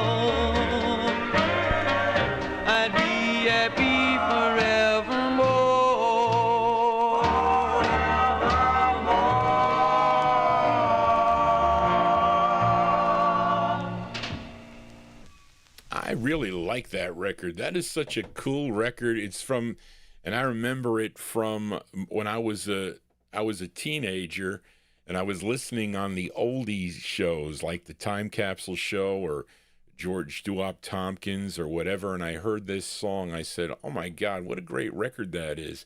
And I had to upgrade it. I forget where and I sold my other copy of the record, but. Anyway, it's such a great two-sided 45. There you go, going out to Jim Lampley in Texas, December 55 release for the Five Notes on the Chess label, Park Your Love. Johnny G has trouble parallel parking, you know. It was so hard to park my aunt's Riviera. Oh, my God, with the fishtail in the back. Did you ever try to parallel park one of those? And those are big cars. They're tough to park. Barbara was really good with the parallel. I would have to get out of the Cadillac, and she would have to get in and parallel park the car, if you believe it. But there you go, the Five Notes. That's Al TNT Braggs on lead. Of course, he would go solo in 1958 with releases on the Peacock record label. But here he was doing lead with the Five Notes. Now, this group also recorded as the Five Stars on the Blues Boy Kingdom label, and also as the Five Masks on the Jan label. Johnny G spinning my 45s. if you are new to this program, I hope you would consider subscribing to Johnny G's Vinyltreasure show. I'll be back tomorrow night. If you're not doing anything, you want to hear your requests, you can listen on the archive too. Tune into the program. We'll continue. I'll probably sprinkle in. I have something coming up here. Hopefully, I need you to vote on 2 records here. But anyway, let us continue here. Let's do a flip side request, this time for Dennis Fluharty. Last week, I featured Bobby Bland. Okay, Bobby Bland on the Duke record label. I played, for Timbo C, I played the side called Woke Up Screaming, which is a cool tune. But Dennis Fluharty, who likes the blues and is asking Johnny G to do a rockabilly show on a Thursday afternoon. I'll think about it. I don't know the rockabilly as well as I know definitely the groups or soul or the blues, but I do have lots of rockabilly in my collection. But Dennis wants to hear the flip side of that 45 by this singer from Rosemark, Tennessee. His name is Bobby Bland. And what else does it say here? That's it. This one came out in September of 1955. It's on Don Robey's Duke label out of Houston, Texas. Bobby Bland, called You or None. Here you go, Dennis, for you, Bobby Bland.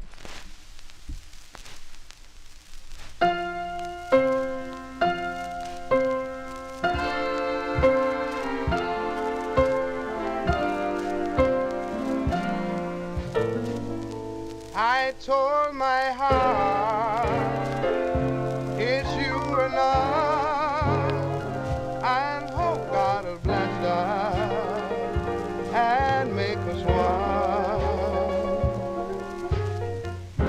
Love is a mystery, but I'll take a chance with you.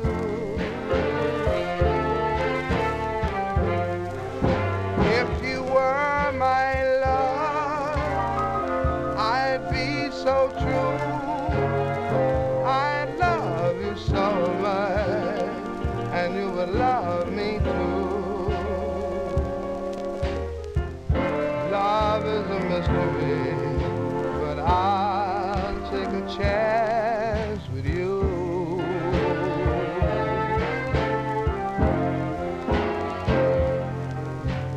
When we are together, so much love, thanks to the one up above. I won't ever leave you, I won't break your heart, I swear we'll never, never part. I told my heart we could have fun.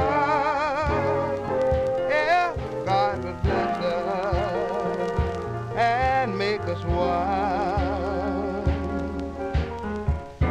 Love is a mystery, but darling, it's you and none.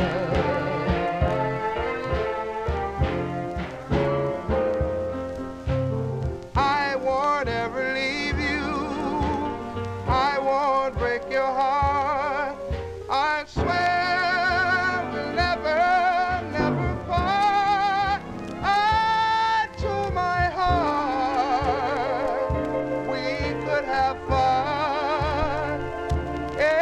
God will bless us and make us one. Love is a mystery, but darling, it's you I know.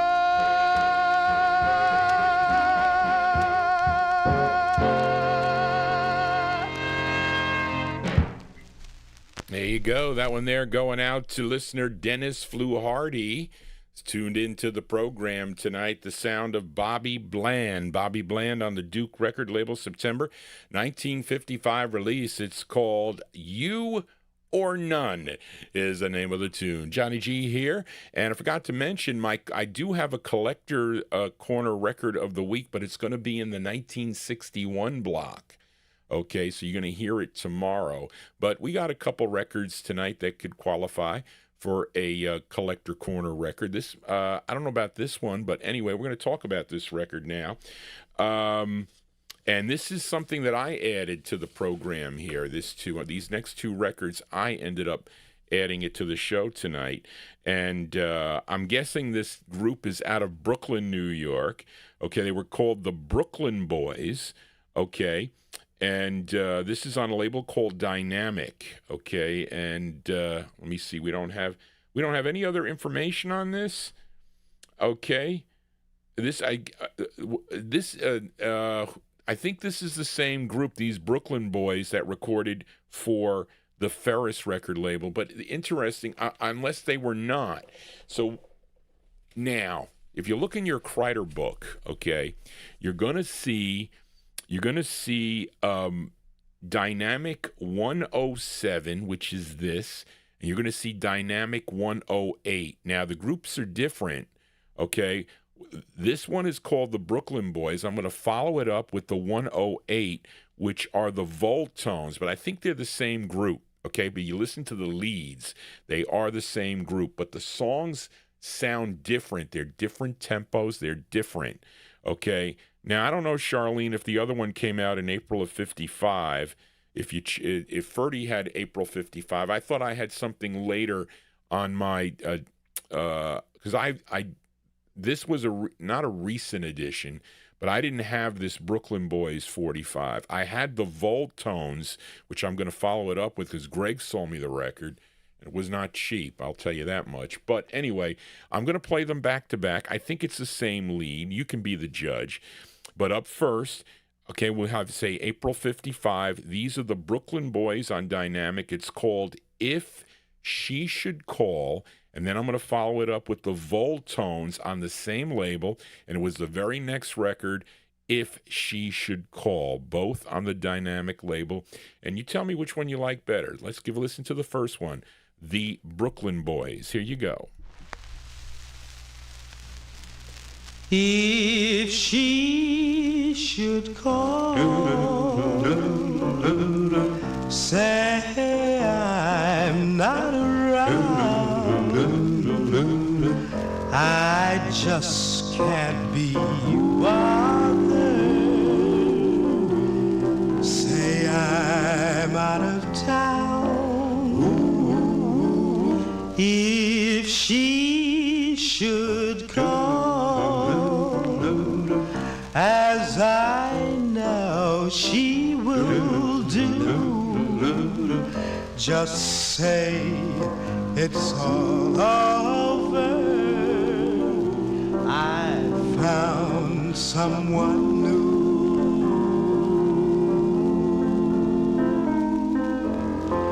There was a time when I cared so much and thought she felt the same. I really gave all my love. Now tell me who's to blame if she should call. Not that I'm concerned, but have her call back. I just may return.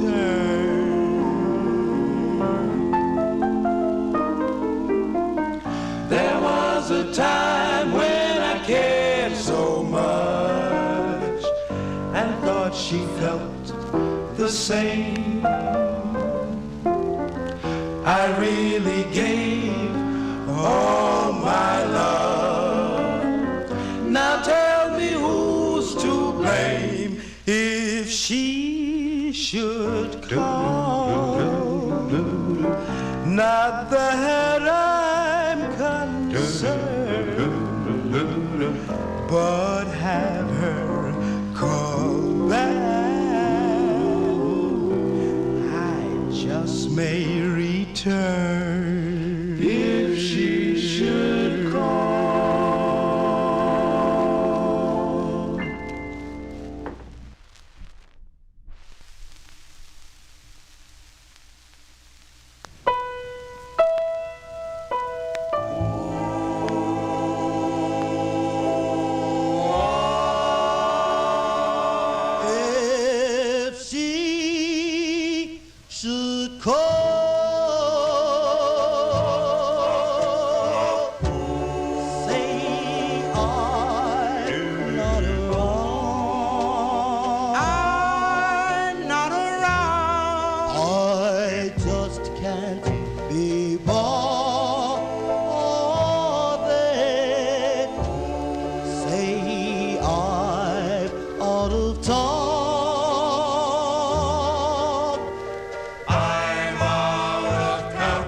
if she should call,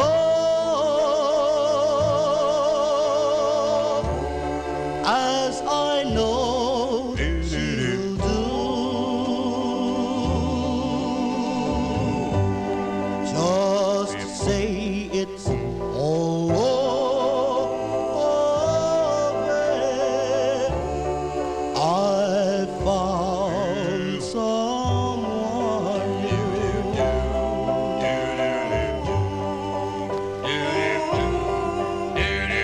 There was a time when I cared so much and thought she felt the same.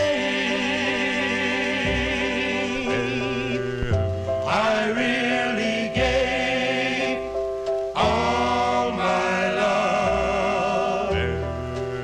Now tell me who's to blame if she should call. Not that I'm saying He's not concerned. what happened all back.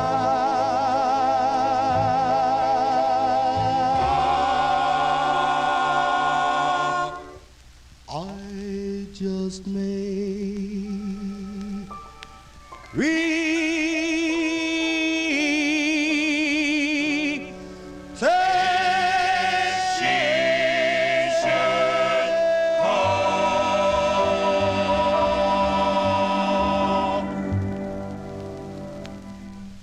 Okay, folks, there you go. I'm going to say the old-time collectors, which I guess would include me. Okay, I like the second one better because of the vocal group. There's more vocal group in the background. That's the same lead, though. I don't know who the lead singer is, but it's the same lead. So that one there, which I think is pricier, okay, if you check your Kreider price guide, those are the Voltones, which I don't know if I played that on the 56 survey. Mike Sape, I think that, I don't know if that side or the flip did, but I had to get this out of the 1956 Relic survey box that I have records in. But, and I don't know if it's April. I think it's a different date, Charlene. I don't know if it's April. Maybe Ferdy's got April. But figure around 1955. Those are the Voltones. Prior to that, we heard the Brooklyn Boys, the same song on the same label, If She Should Call. Don't hang up now. Okay, on her. But anyway, there you go. Comparison here on the Vinyltreasure show. Where can you find you can see the records too. Anyway, let's continue here. And let's go out to California now. Let's fill a request for listener Kid Kilowatt in our YouTube chat room. This group formed at McClellan Air Force Base in Sacramento, California, and the leader of the group, his name was Alfred Gatewood, and he decided to call his group the Cufflinks. Now, they auditioned for Dootsy Williams' Dutone Records in Los Angeles, California, and he signed the group right on the spot. Okay, and he wrote this tune. Alfred Gatewood wrote the tune. He's the bass on this. The lead singer, his name is Robert Truesdale. He is on lead, and this was a song that I first heard. I never heard it before. I'm like, what are they singing about? Missiles? I mean, really? I heard it on the Gus Gossard show because he's the one that made this record really popular. It was like, I call it the second revival after the 1960s, in the early 1970s. And that's when I really tuned in on this record.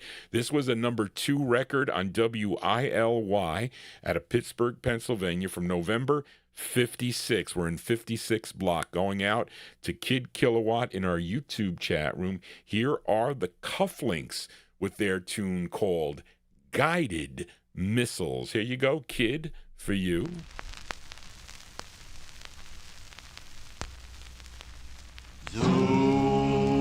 Guided missiles. Guided missiles. Guided missiles. Aimed at my heart. My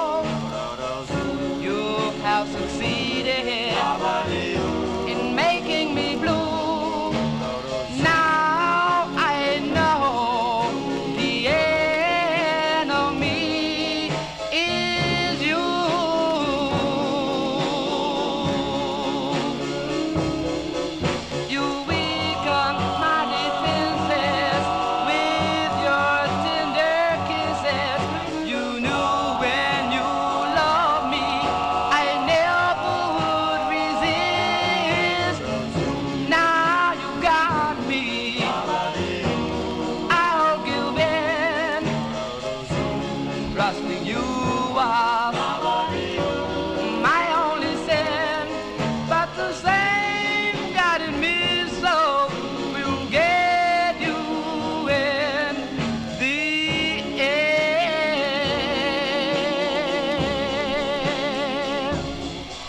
You weak and mighty princess, with your tender kisses, you knew when you loved me, I never would resist.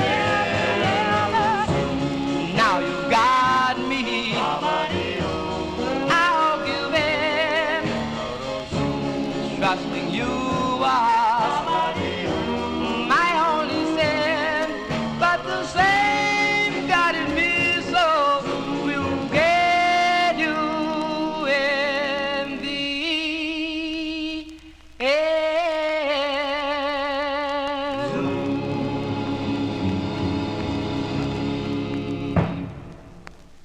Yeah, the sound of the Cufflinks there going out to Kid Kilowatt in our YouTube chat room. There you go, November 1956 on Dootsy Williams' Dewtone record label. That is Robert Truesdale. He's the lead singer on that. Yes, Larry Neal. It's the same name only. Those were, I think they were pretty much a different, maybe a couple of guys were the same, but that is, we'll give you that it is kind of like the same group, but it's not. It was a revived group that Dootsy Williams did, because I think this record did okay in California. But listen, the lyrics are so cool on this record, I have to say. Somebody who was typing it in there, Steve B, was typing all the lyrics in there. It's such a cool record, I have to say. But there you go. That's going out to Kid Kilowatt, the Cufflinks with Guided Missiles on the Dewtone record label. Let us continue here on the Vinyltreasure Show. We are in the 1956 block. Let's fill a request now for listener James Stone in our YouTube chat room. This gal, born in Vinson, Oklahoma, her real name was Wanda Cleo Stiegel Sheehan.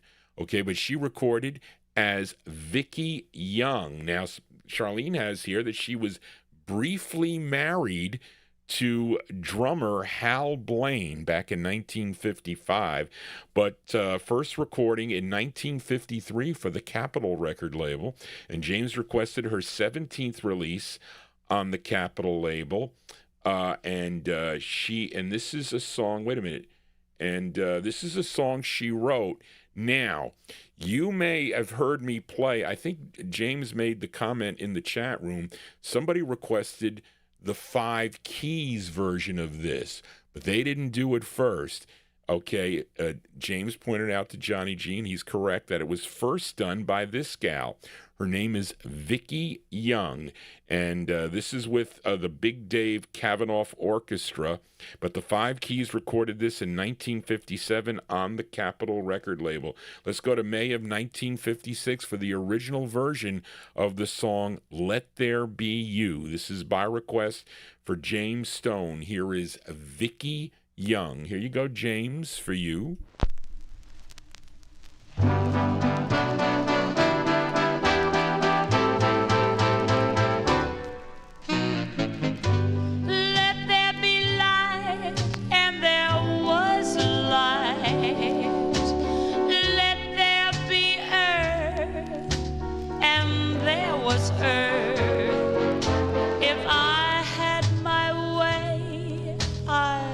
Ask of him, please let there be you. Let there be rain, and there was rain. Let there be heavens up above. If I had my way, I would ask of him.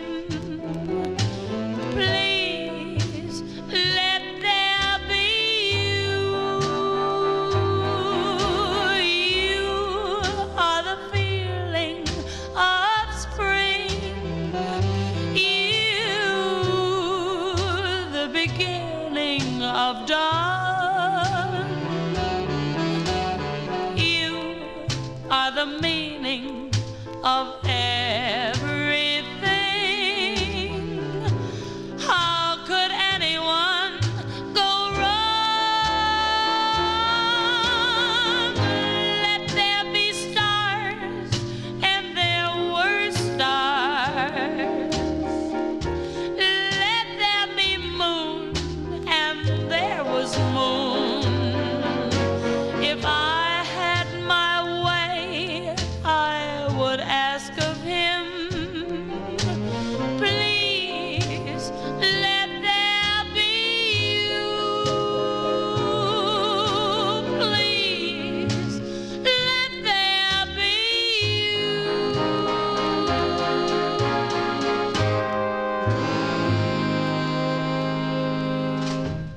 There you go. That one there from May 1956. That's the sound of Vicki Young. Got a lot of her records down in the No Humidity basement. That one there was her 17th, as requested by James Stone in our YouTube chat room. Song covered by the Five Keys in 1957. This one came out in May of 56. Vicki Young on Capitol with Let There Be You. Johnny G is entertaining you. I am your disc jockey. I will be back tomorrow evening beginning at 9 p.m. to continue with this show. We're promptly going to shut down after 3 hours here. That is, which would have been 12 o'clock, but I was late about 15 minutes. So we're going to stop it then. We'll pick it up. I'll add a little bit of things. I still have a couple things to add here that I'm going to do. But anyway, we are in the 1956 block, and I got to play a hit, well, a record that most of you should know. I would think almost everybody in my chat room would know this record. Okay, but this is a request for listener Paleface. Of course, this duet, they had a big hit with this song, released in November of 1956. I think it rolled into 1957. This is on the RCA subsidiary Groove label. They are Mickey Baker and Sylvia Vanderpool, recording as Mickey and Sylvia. This is their second release on the label. This charted number 11 on Billboard, number 1 on the R&B chart. A tune written by Bo Diddley's wife, Ethel Smith, unless that was an alias for him, maybe. And this one here, let me see. He recorded this in May of 56, really. But it was, this is interesting. Okay, Charlene has here that Bo Diddley recorded this in May of 56, but it was never released, okay, until 2007 on probably a CD. That's interesting. But this is from November of 1956 by request for Paleface, Mickey and Sylvia on the Groove label. It's called Love is Strange. Here you go, Paleface, for you.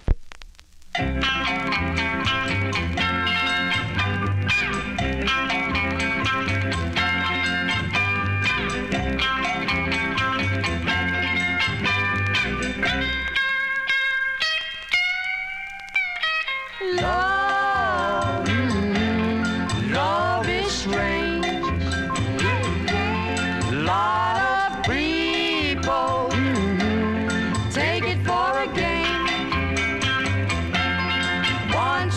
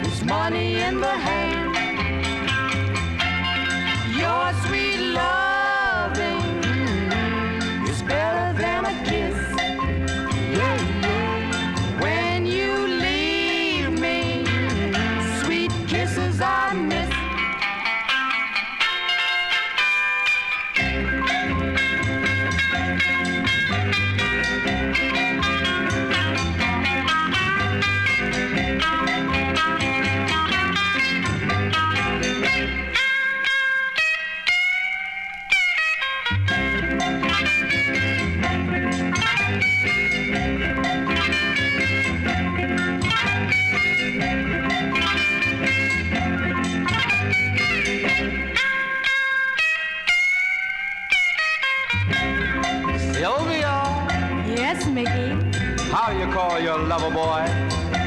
Come here, lover boy. And if he doesn't answer? Oh, lover boy. And if he still doesn't answer? I simply say, baby.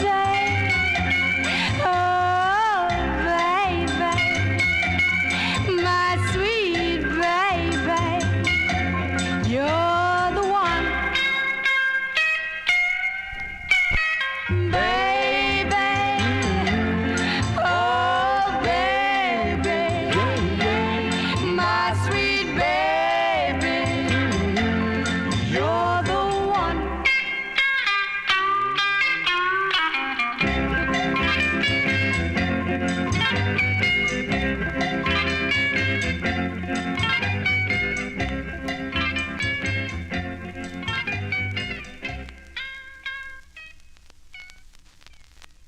Yeah, duets here on the Vinyltreasure Show. Did you ever see Sylvia Vanderpool do this on when they would do it live on some of the was it I don't know if it was Milton Berle or Steve Allen or whatever, but she is very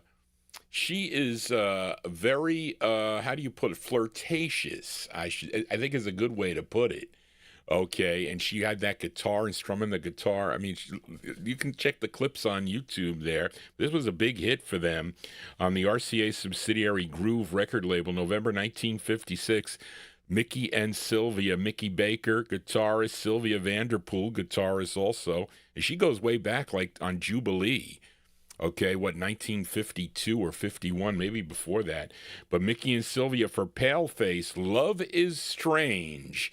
It is, as we continue here on a Saturday evening before the big snowstorm here on the East Coast, preparing for that. But hopefully it won't be a big thing, please. They already closed everything. There's supposed to be a record show over here where I am. They closed that a couple days ago. But anyway, but I'll be here tomorrow night at 9 p.m. If you're around, we'll continue with the program here. If you miss it, you'll check it out on the archive. But let us continue now. We are in the 1956 block. Let's fill a request for listener Gordy Freeman in our YouTube chat room. This group hails from Miami, Florida. Now, the members of this group were Gene Atkinson, Wade Buff, Lee. Well, this was a self-contained group. What is FTR? Gene Atkinson, FTR. What is that? Guitar, should that be guitar? Wade Buff, I guess he was he's the lead singer on this. Lee Turner on piano, Eddie Nelson, double bass. What's a double bass? Is that like I don't know much about instruments, folks, okay? I know many of you do in my chat room. Sandy Sanborn, I guess on backing vocals, Mary Carr on backing vocals, Mary Rood on backing vocals. This tune written by Lee Turner, Wade Buff. This features Wade Buff on lead. This was I think they recorded as the Weavers first, Charlene, and then they recorded as the Dreamweavers. These are the Dreamweavers from February 1956. This is on the Decca record label. This is by request for listener Gordy Freeman in our YouTube chat room. The song is called Into the Night. The Dreamweavers for Gordy Freeman. Here you go, Gordy, for you.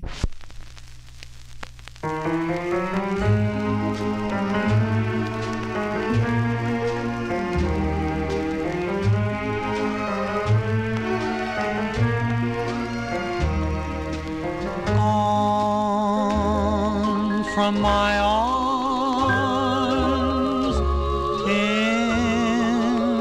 into the night, taking your love, leaving me all alone.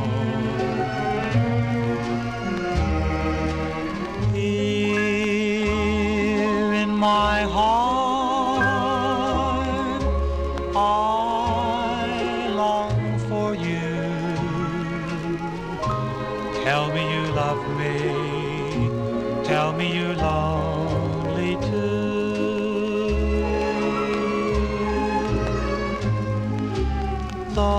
Though you are gone,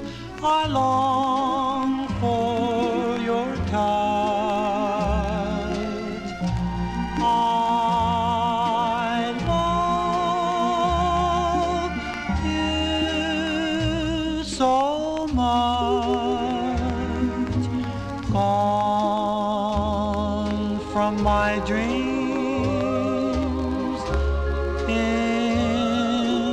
into the night. I hear you whisper, darling, I love you so.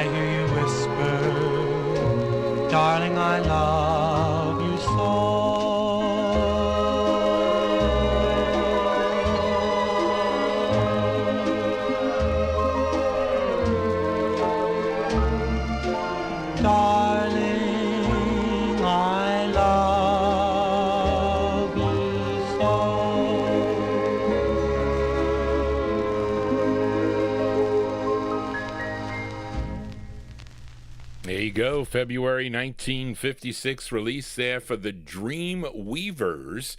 The Dream Weavers on the Decca record label.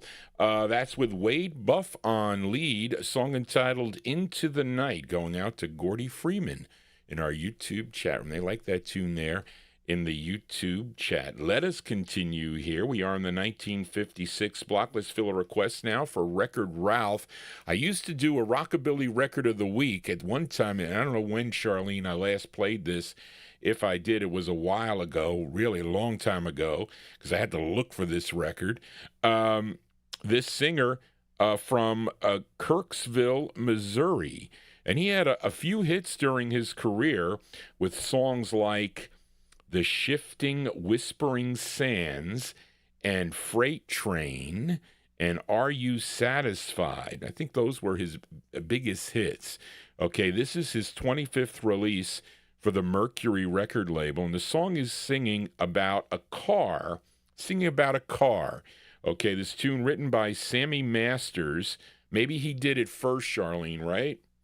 I think Sammy Masters might have done this first on the 4-Star label, if I'm not mistaken. But this is with the Jack Halloran Singers, okay, and David Carroll and his orchestra from July 56, going out to Record Ralph in Syracuse. Here is Rusty Draper on the Mercury label, and he's singing about his pink Cadillac. Here you go, Ralph, for you. Red light, green light, here we go. A really motivating, burning up the road. 4 carburetors and a hydromatic drive. I'm a tearing down Main at 105. Ooh, me. Take a look at that pink Cadillac. Oh, golly gee. With the 4 yellow wheels and a red on the back. I'm a telling you, Jack. Woo! I love that pink Cadillac, Cadillac, Cadillac. Well, yesterday morning as I walked by the lot, I saw the pink Cadillac, man, it sure looked hot. The salesman sold me that pretty little boat for no money down and $100 note. Ho, ho, ho, me. Take a look at that pink Cadillac. Oh, golly gee. With the 4 yellow wheels and a red on the back, I'm a-telling you, Jack. Woo! I love that pink Cadillac, Cadillac, Cadillac.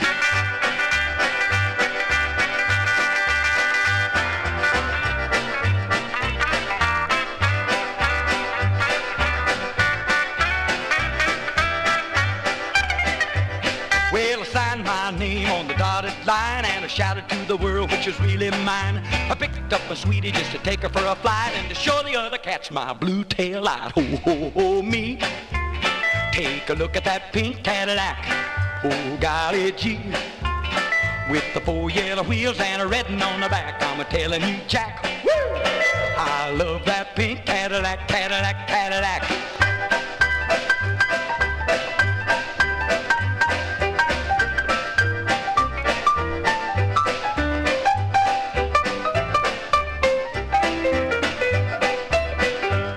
Well, I hit the curve at the edge of town, doing about 90 little chick wrapped me round the neck. Said, step on it, honey, you can make it by heck. Oh, me. Take a look at that pink Cadillac. Oh, golly gee. With the 4 yellow wheels and a red one on the back. I'm a-telling you, Jack.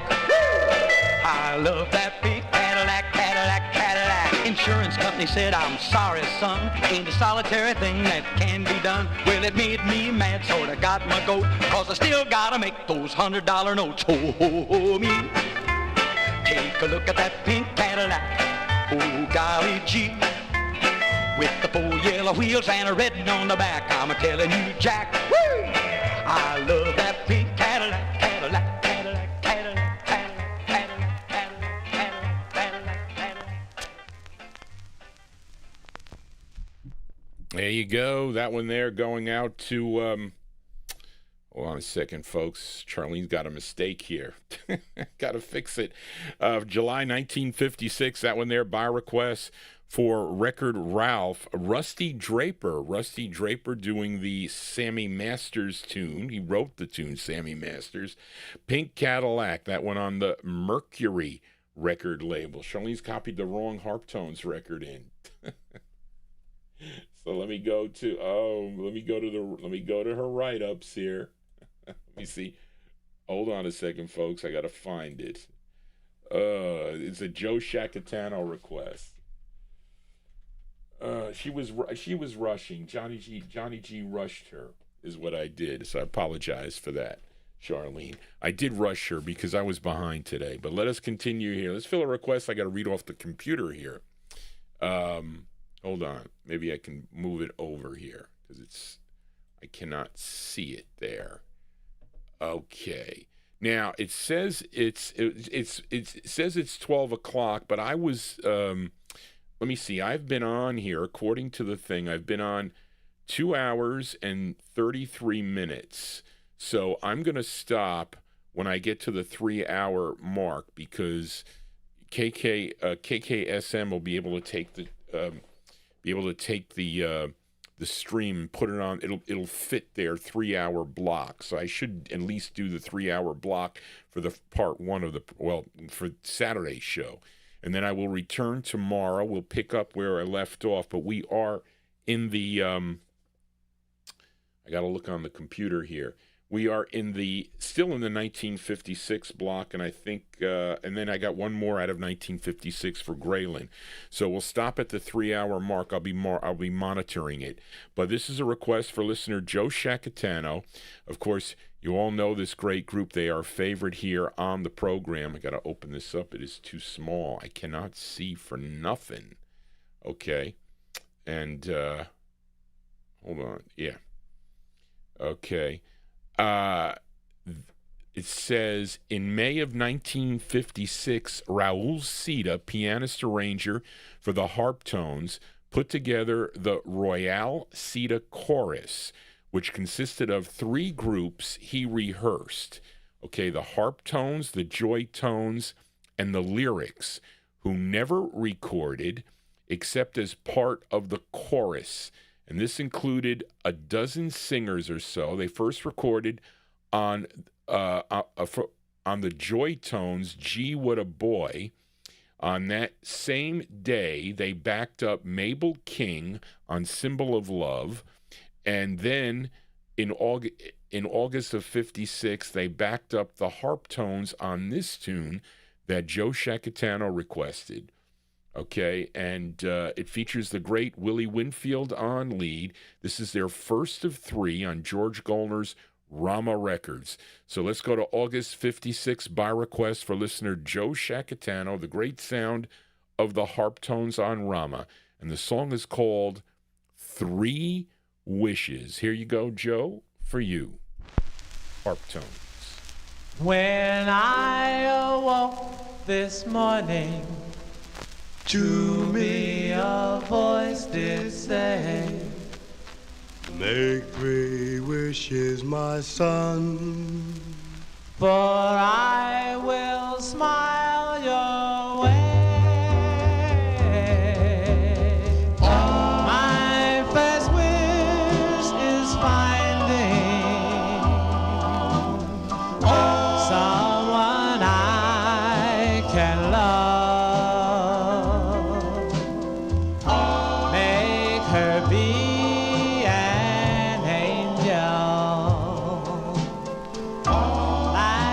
ones above. And if she is happy, make my next wish be that she is happy just because of me. Heaven, heaven, thank you for blessings from above. Most of all, I thank you for sending me her love. And if I may ask it, make my last wish be that we'll be together through eternity. We'll be together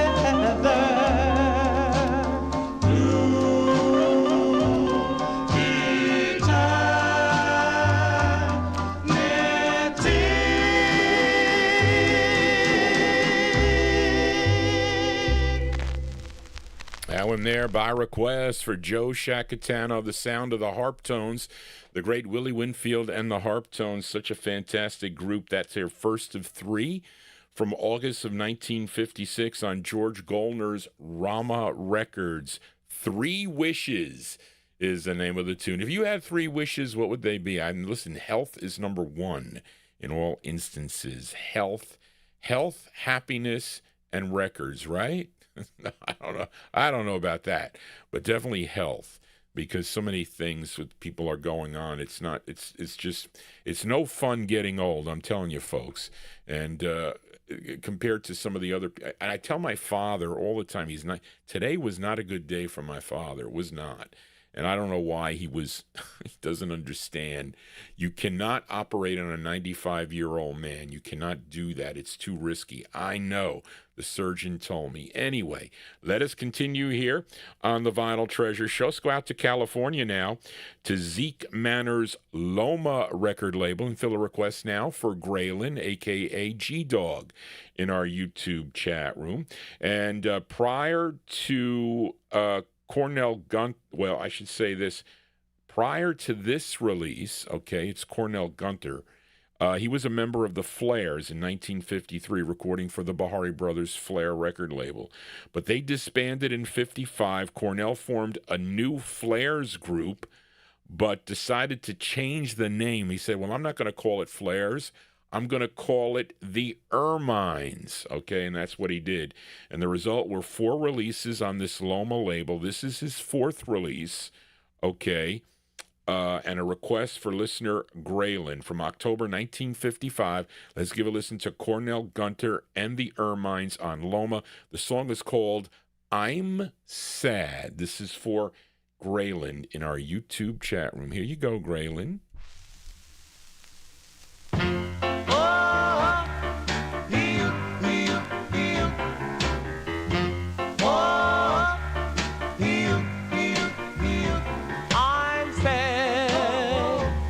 Cause you left me for another, it's likely I'll never be the same. I give you all my love, darling, I'm not to blame. Oh, you left me, the long years through, making me believe you were true. But now I'm sad, 'cause I'm still in love with you.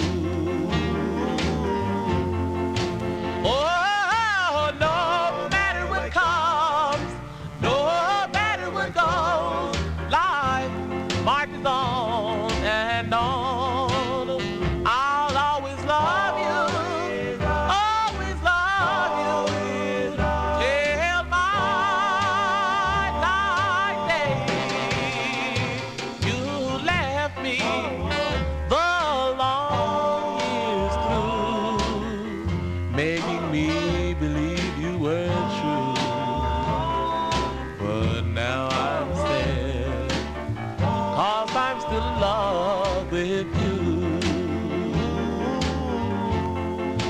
Oh, no matter what comes, no matter what goes, well, now life marches on and on. I'll always love you, always love you, till my dying day. You left me the long years through, making me believe you were true. But now I'm sad, darling, more than you'll ever know.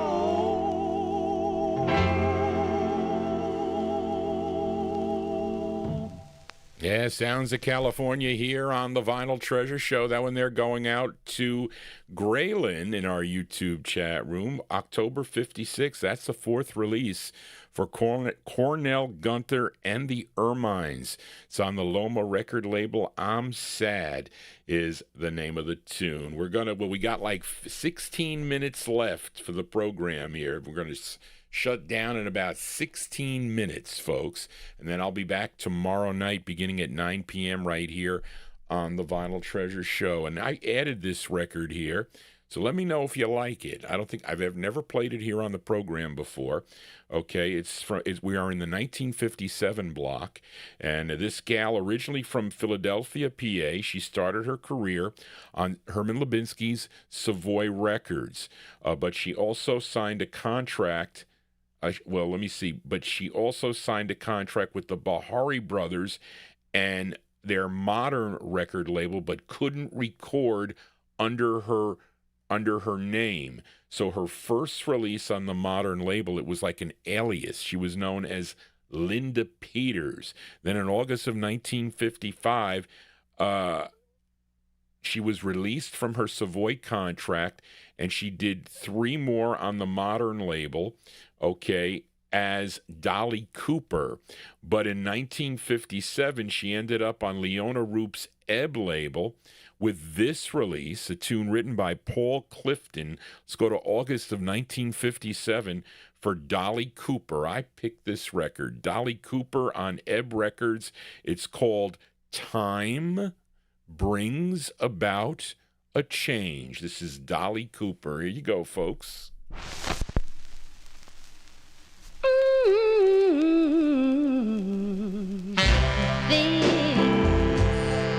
Ain't what they used to be, because time brings about a change. So let's wake up and be happy, and hope our love will remain. Once we didn't know love and how it had its start. But it's true, yes, it's a mystery. It's amazing from the start. Love, I mean true love, will never end. Joy, peace, and happiness, ooh, always blend. Why try to be what you used to be? If so, your heart will be in misery, because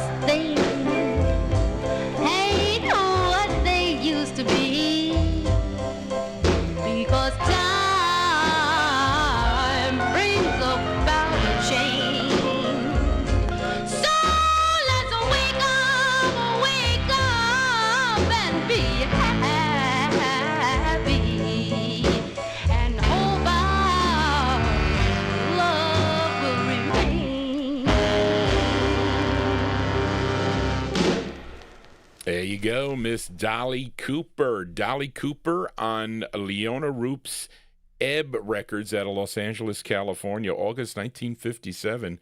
It's called Time Brings About a Change. That is so true.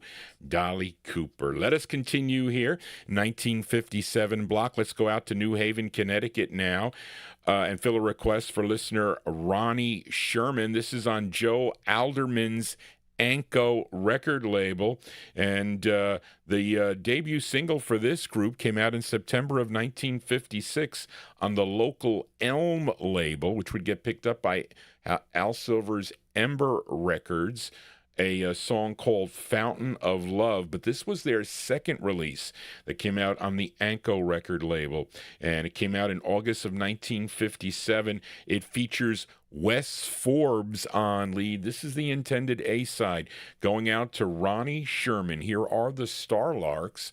The Starlarks on Anko. It's called My Dear for Ronnie Sherman. Here you go, Ronnie, for you.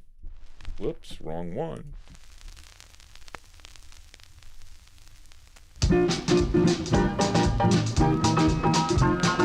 Tumba tere tumba tere tumba tere tumba tere tumba tere tumba tere tumba tumba tumba tere tumba tere tumba tere tumba tumba.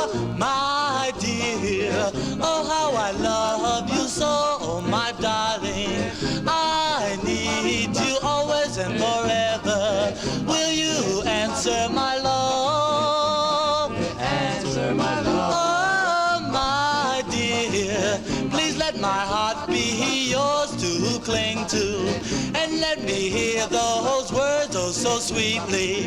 Please come back to me. Come back to me. They say that we will never love again, but there are times when my heart goes bum bum bum bum bum bum bum bum bum. My dear, my darling, please remember those nights oh so lovely, and those arms that you held oh so tightly. Please return my love. Return my love. They say that we will never love again, but there are times when my heart goes bum bum bum bum bum bum bum bum. My dear, my darling, please remember those nights oh so lovely, and those lips that you kissed oh so tightly. Please return my love. Please return my love, my dear. Oh, oh, please return my love. Oh, oh, yeah, my love. Oh, oh, oh, oh, love.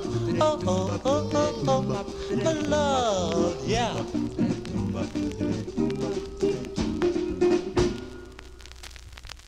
There you go, out of New Haven, Connecticut. That's the sound of the Starlarks.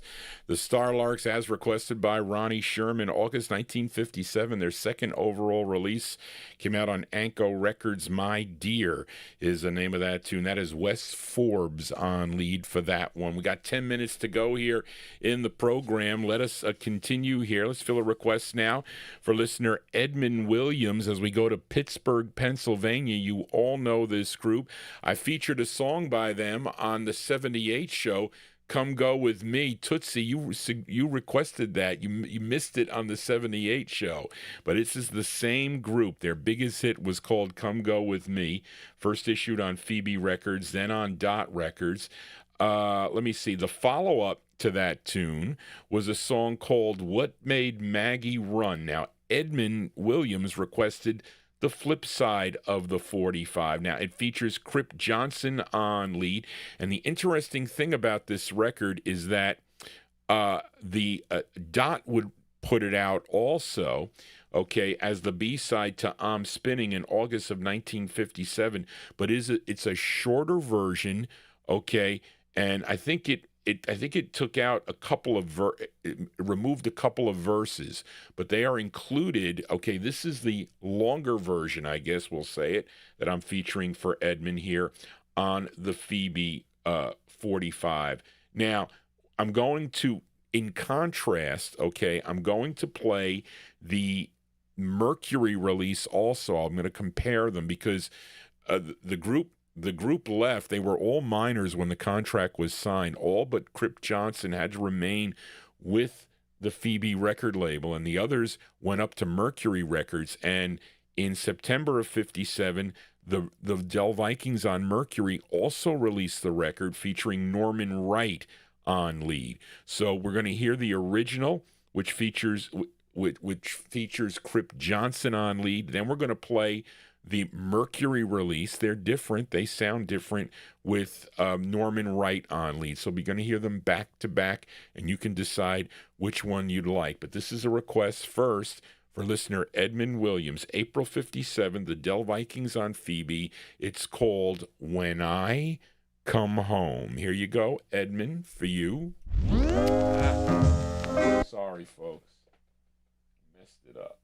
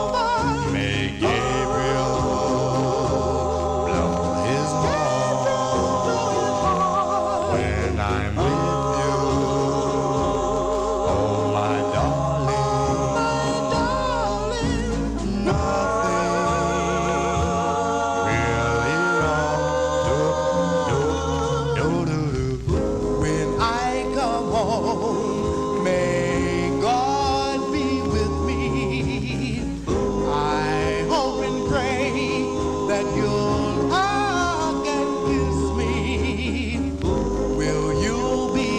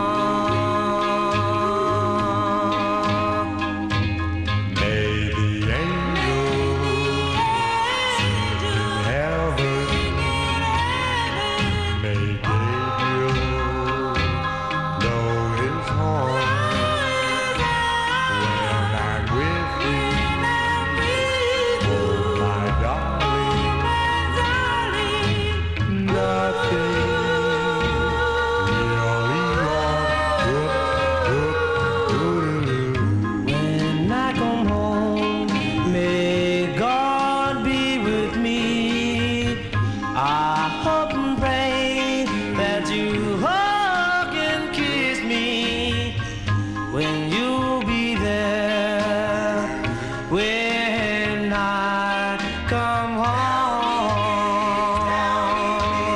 Won't you tell me, please? Let me know, put my mind at ease. When I come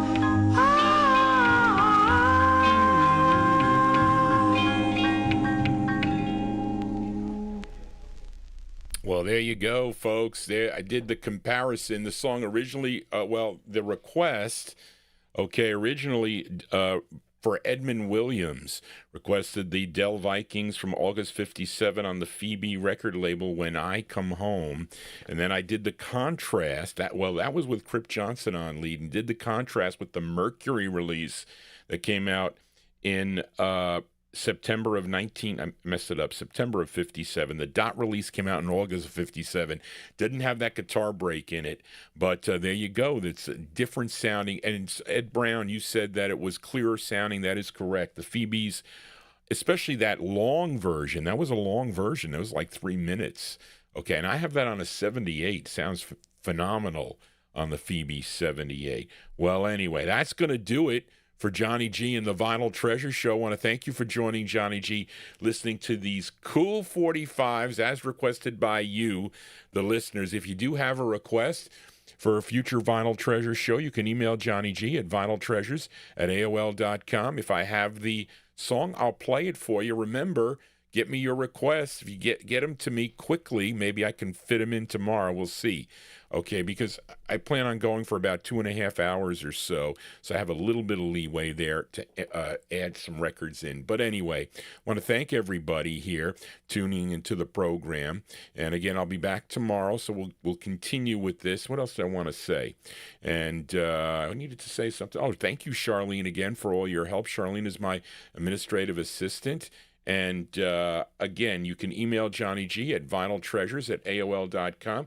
And I hope that you will subscribe to my YouTube channel, because the more subscribers I have, the copyright police will stay away. Thank goodness they stood away tonight. But we have a closer tonight. Okay, we're going to close the show in 1957. We're going to open up in 57 tomorrow. Maybe I'll have a couple in the beginning, and an instrumental too. But this is a request for listener David Vilma in our YouTube chat, when I said I was probably going to close with this record. Okay, and you all know this group from Brooklyn, New York. I was contemplating in getting my LP to play this off of, because my mother was helping me find a better copy of this, but it's going to have to suffice for this at the last minute. But this great group out of Brooklyn, New York, okay, they recorded for Paul Winley's Winley record label. Their debut single was a song called Florence. Okay, this was the follow-up. Okay, it features the tune co-written. Wait a minute here. It features Julius McMichael on lead. Let's go to July of 1957. Our closer tonight are the Paragons. The Paragons on Winley Records, and it's appropriate. It's called Let's Start All Over Again, which we will do tomorrow at 9 p.m. right here only on YouTube. This is by request for David Vilma. July 57, the Paragons. That's going to do it, folks. Thank you all for tuning in. I'll see you next time, which will be tomorrow right here on the Vinyltreasure Show. Just want to say, everybody, so long. Here you go, David, for you, the Paragon.